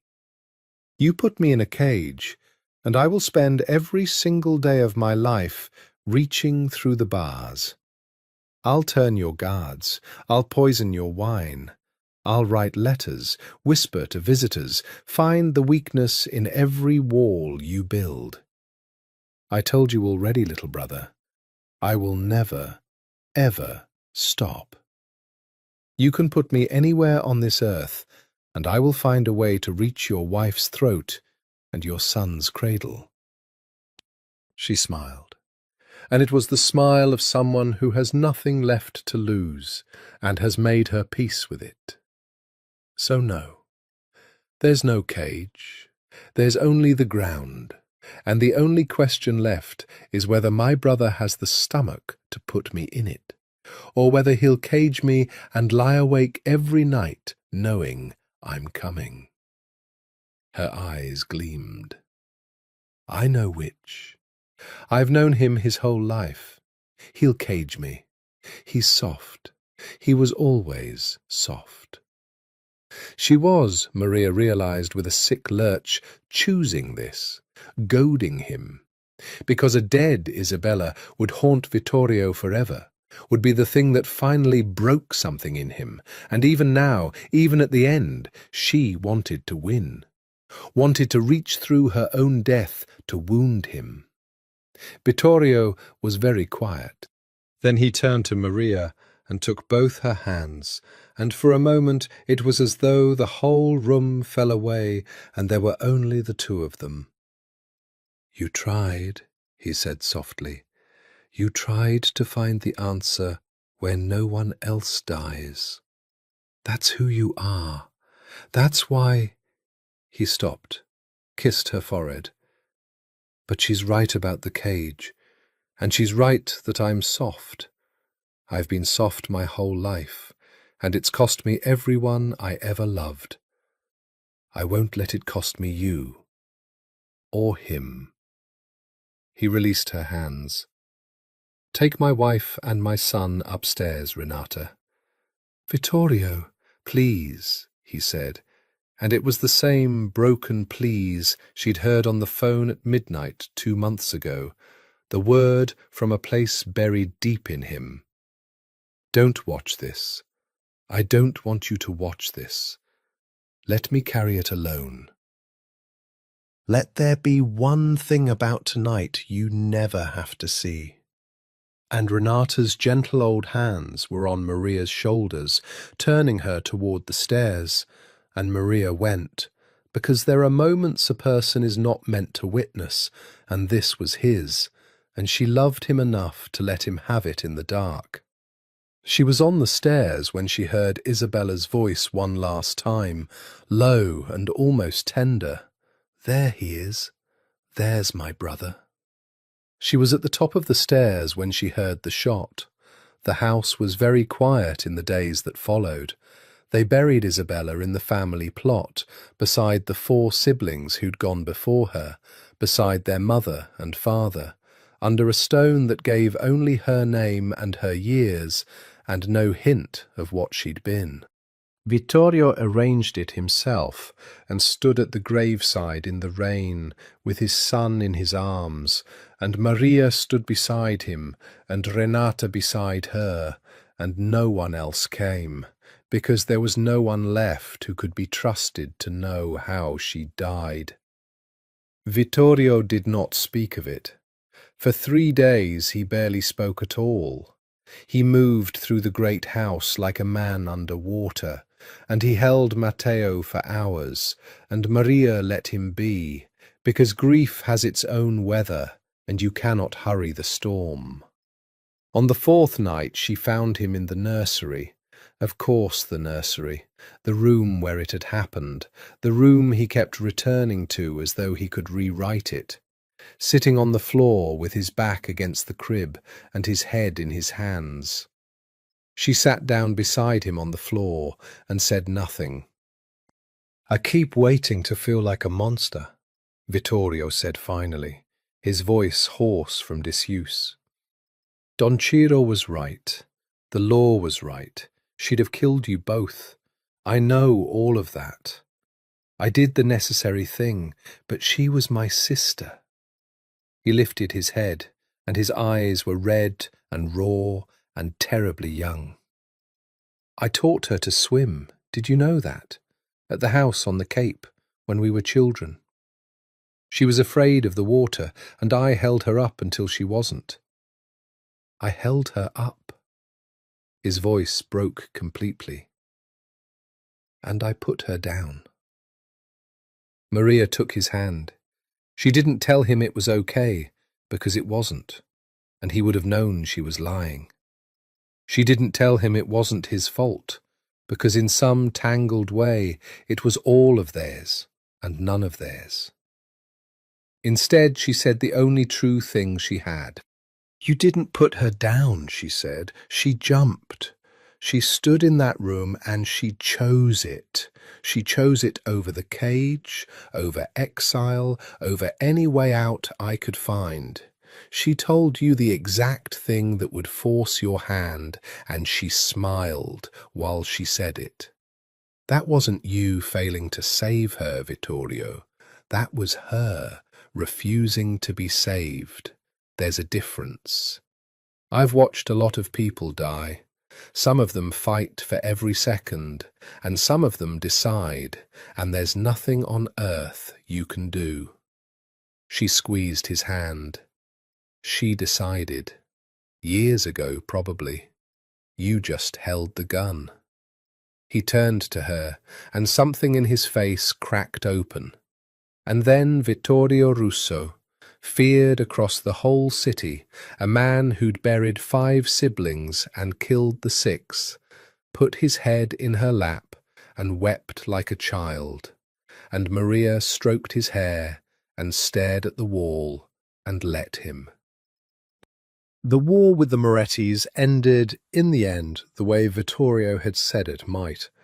With Isabella dead and her double-dealing exposed, the old Moretti Don, Antonio's father, was made to understand that his son had been a puppet in a Russo woman's game, that he had grieved an heir who died chasing a lie planted in his ear. There was a sit-down. There was blood money, paid both ways. There was a truce, brokered by Don Ciro and sealed the old way. And if it was not friendship, it was at least an end to the killing. The city's uneasy balance restored itself. The papers never printed a word of any of it, and slowly, week by week, the great house by the sea began to feel less like a fortress and more like a home. Matteo grew. He learned to smile, a real, wide, gummy smile that undid Vittorio completely the first time he saw it. He learned to grip and to roll and to shriek with delight at the sight of the ocean through the great windows. He was, by every measure Maria the doctor could apply, a thriving, healthy, ordinary baby, utterly innocent of the blood that had been spilled to keep him breathing.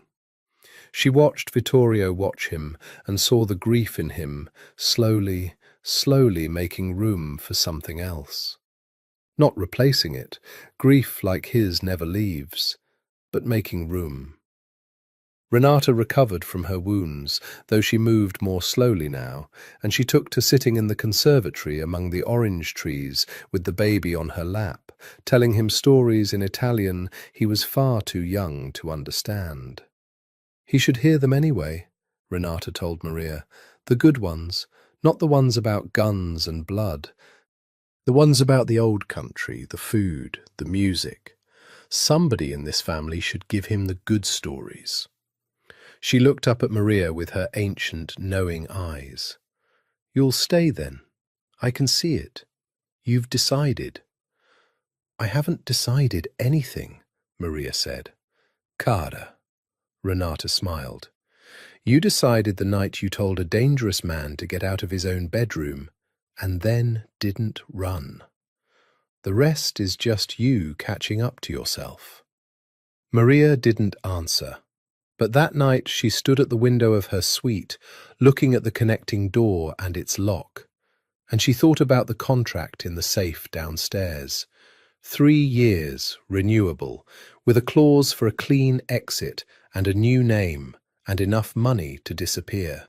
She thought about her old life, her practice, her patience, her mother in Revere, the quiet, ordinary, safe existence she'd been dragged out of at midnight 2 months ago. She thought about the small, warm weight of a baby who was not her blood and was entirely her heart. She thought about a man who had wept in her lap and offered, twice now, to let her go free. Then she crossed the room, and she turned the key in the connecting door, and she opened it.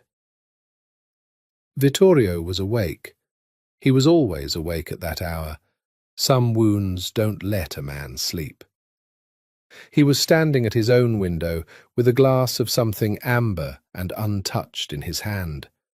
And when the connecting door opened, he went very still, and he did not turn around. You unlocked it, he said. I unlocked it. You've never unlocked it. His voice was carefully neutral, the voice of a man who has taught himself not to hope for things. In 2 months, not once. I know.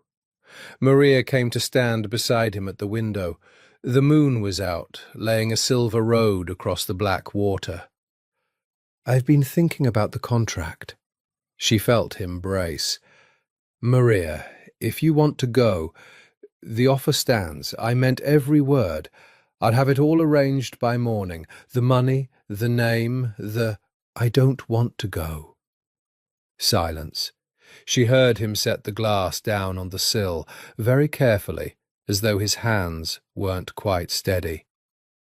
I need to say all of it, Maria said, and I need you to let me finish, because I've been building it in my head for days, and if you interrupt, I'll lose my nerve. She took a breath. I never wanted this. I want to be clear about that for both of us, so there's no lie between us ever. I did not choose to fall in love with a mafia boss. I answered a phone at midnight to save a life, the way I'd answered 100 phones before, and it cost me my whole world. And I've grieved that world, Vittorio. My practice, my name, the version of my life where I was just a doctor who did good and went home. That woman is gone, and I've mourned her. I know, he said quietly. I've watched you mourn her. I've hated myself for it. Don't. Let me finish. She turned to face him. Because here's the thing I finally understood standing at my window tonight. That woman, the one I mourned, she was safe. And she was lonely. She went home every night to an empty apartment, and she loved her patients because she didn't have anyone else to love. She was a good doctor and a half-lived person, and I didn't even know it until I got dragged into a world that's dangerous and dark and soaked in blood, and found, in the middle of all of it, the first thing I've ever loved more than my own safety. Her voice trembled. Two things, actually. A baby who's mine in every way that matters, and a man who walks through gunfire for the people he loves, and then comes home and weeps in my lap because he can't bear what he had to do to keep them alive. That man. She reached up and touched his face. You told me I don't yet know what you'll do for the people you love. I know now. I've seen it. It terrifies me, and it's the most honest thing I've ever witnessed. And God help me, I don't want to live anywhere it isn't. Vittorio caught her hand against his cheek and held it there, and she could feel him shaking. You should be afraid of me, he said roughly. You said so yourself. I am afraid of you. I told you weeks ago. I've just found that being afraid isn't very useful, so I've decided to love you instead. A wet laugh escaped her. It's a terrible decision. My mother would be horrified.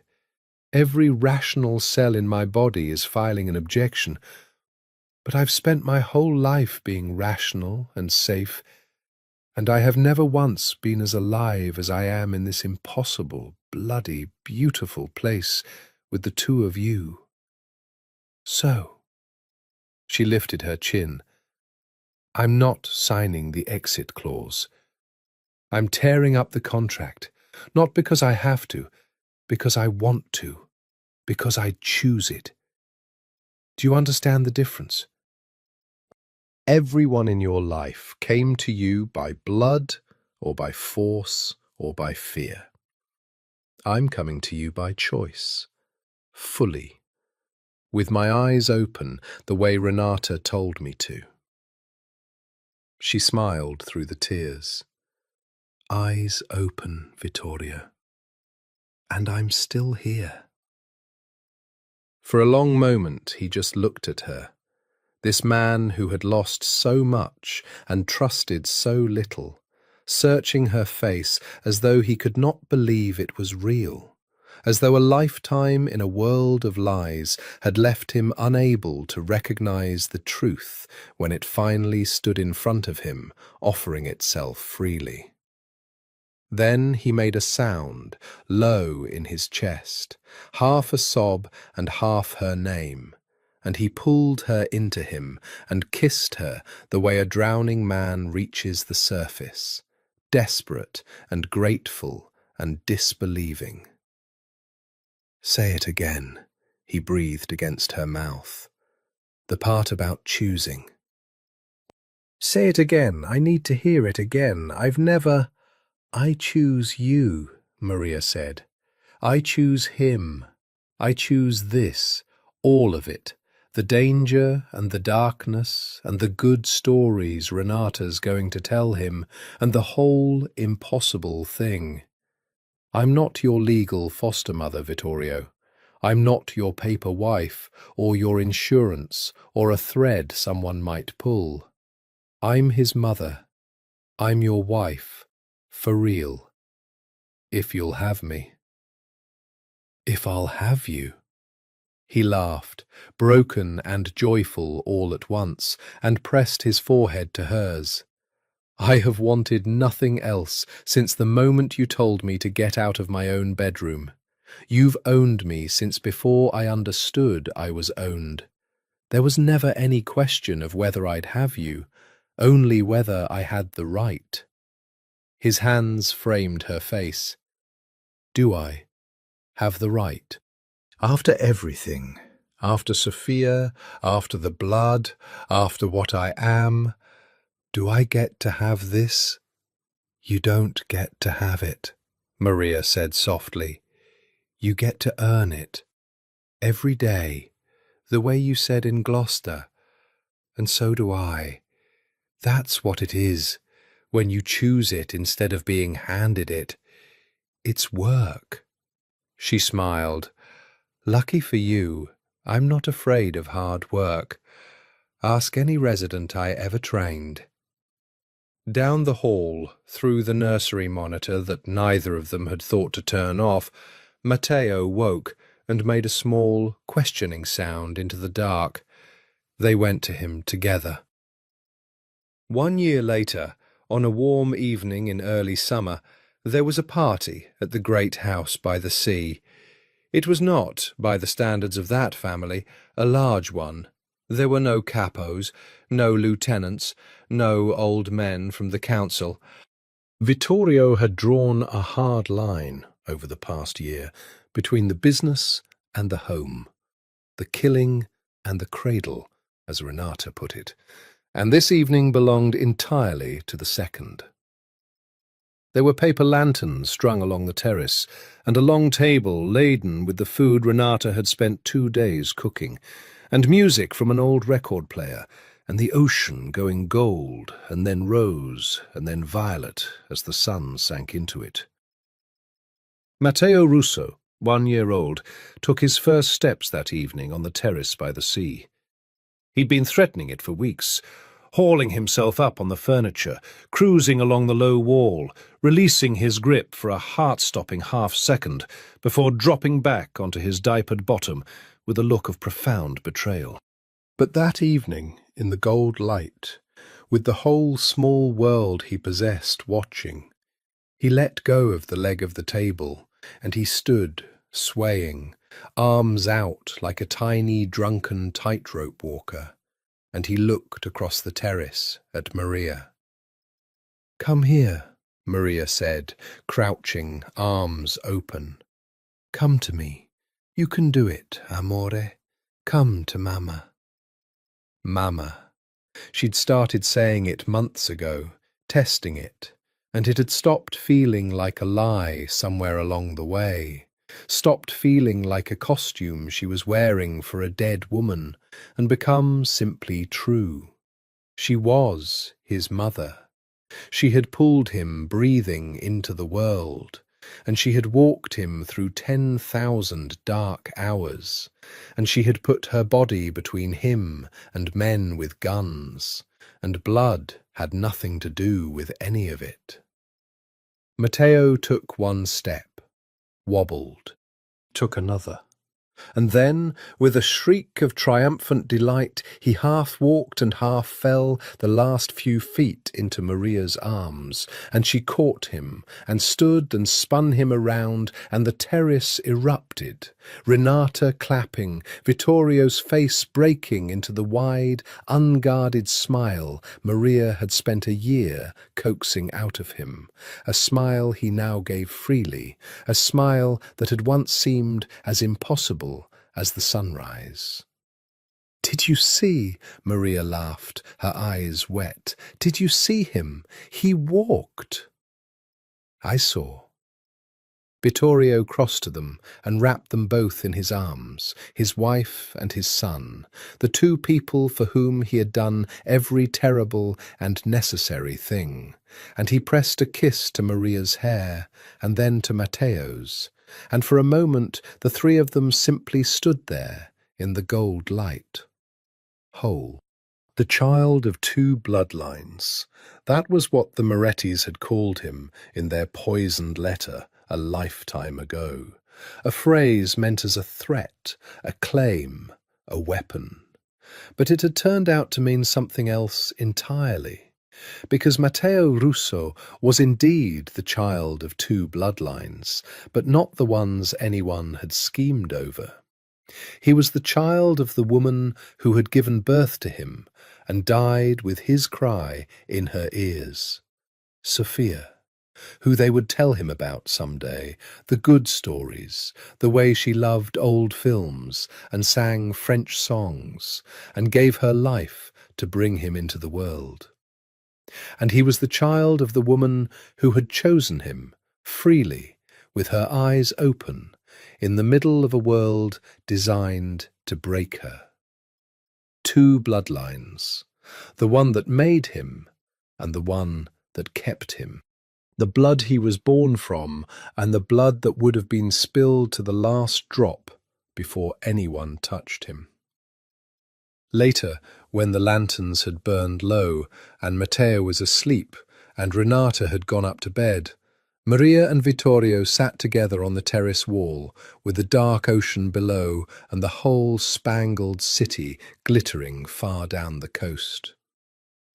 "Do you ever regret it?" Vittorio asked quietly. It was a question he asked in some form every few months. Not from insecurity exactly, but because a man who has lost everyone he ever loved never fully stops bracing for the next loss. Answering the phone, that night, all of it.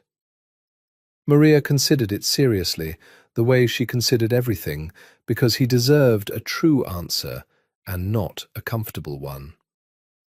"I regret that Sophia died," she said. "I'll always regret that I couldn't save her, and I'll always carry the strangeness of loving the life she was supposed to have. That never goes away. I don't want it to. It keeps me honest, and it keeps her real. And someday, it'll help me tell him the truth about where he comes from." She leaned her head on Vittorio's shoulder.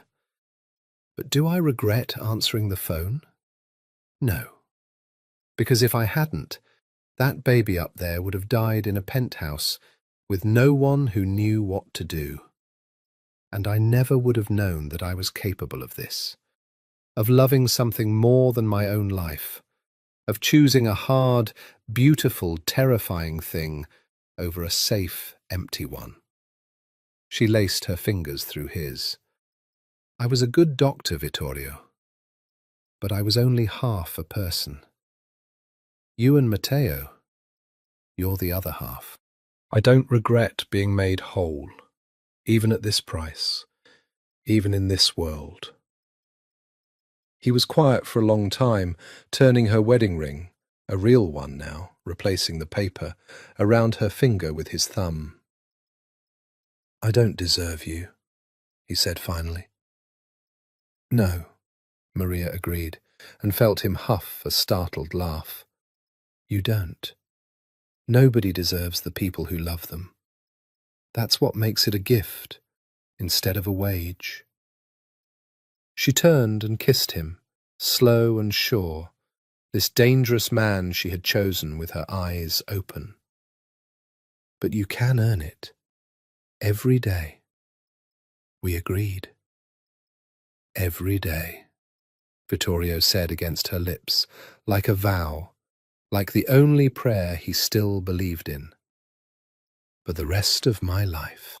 Above them the stars came out over the Atlantic, indifferent and eternal, and below them the ocean kept its patient, endless counsel, and between them, in the great house that had once been a fortress and was now, at last, a home, a child of two bloodlines slept on, safe and loved, and entirely unaware that he was the reason two hardened souls had learned, against all the odds of their bloody world, how to choose the light.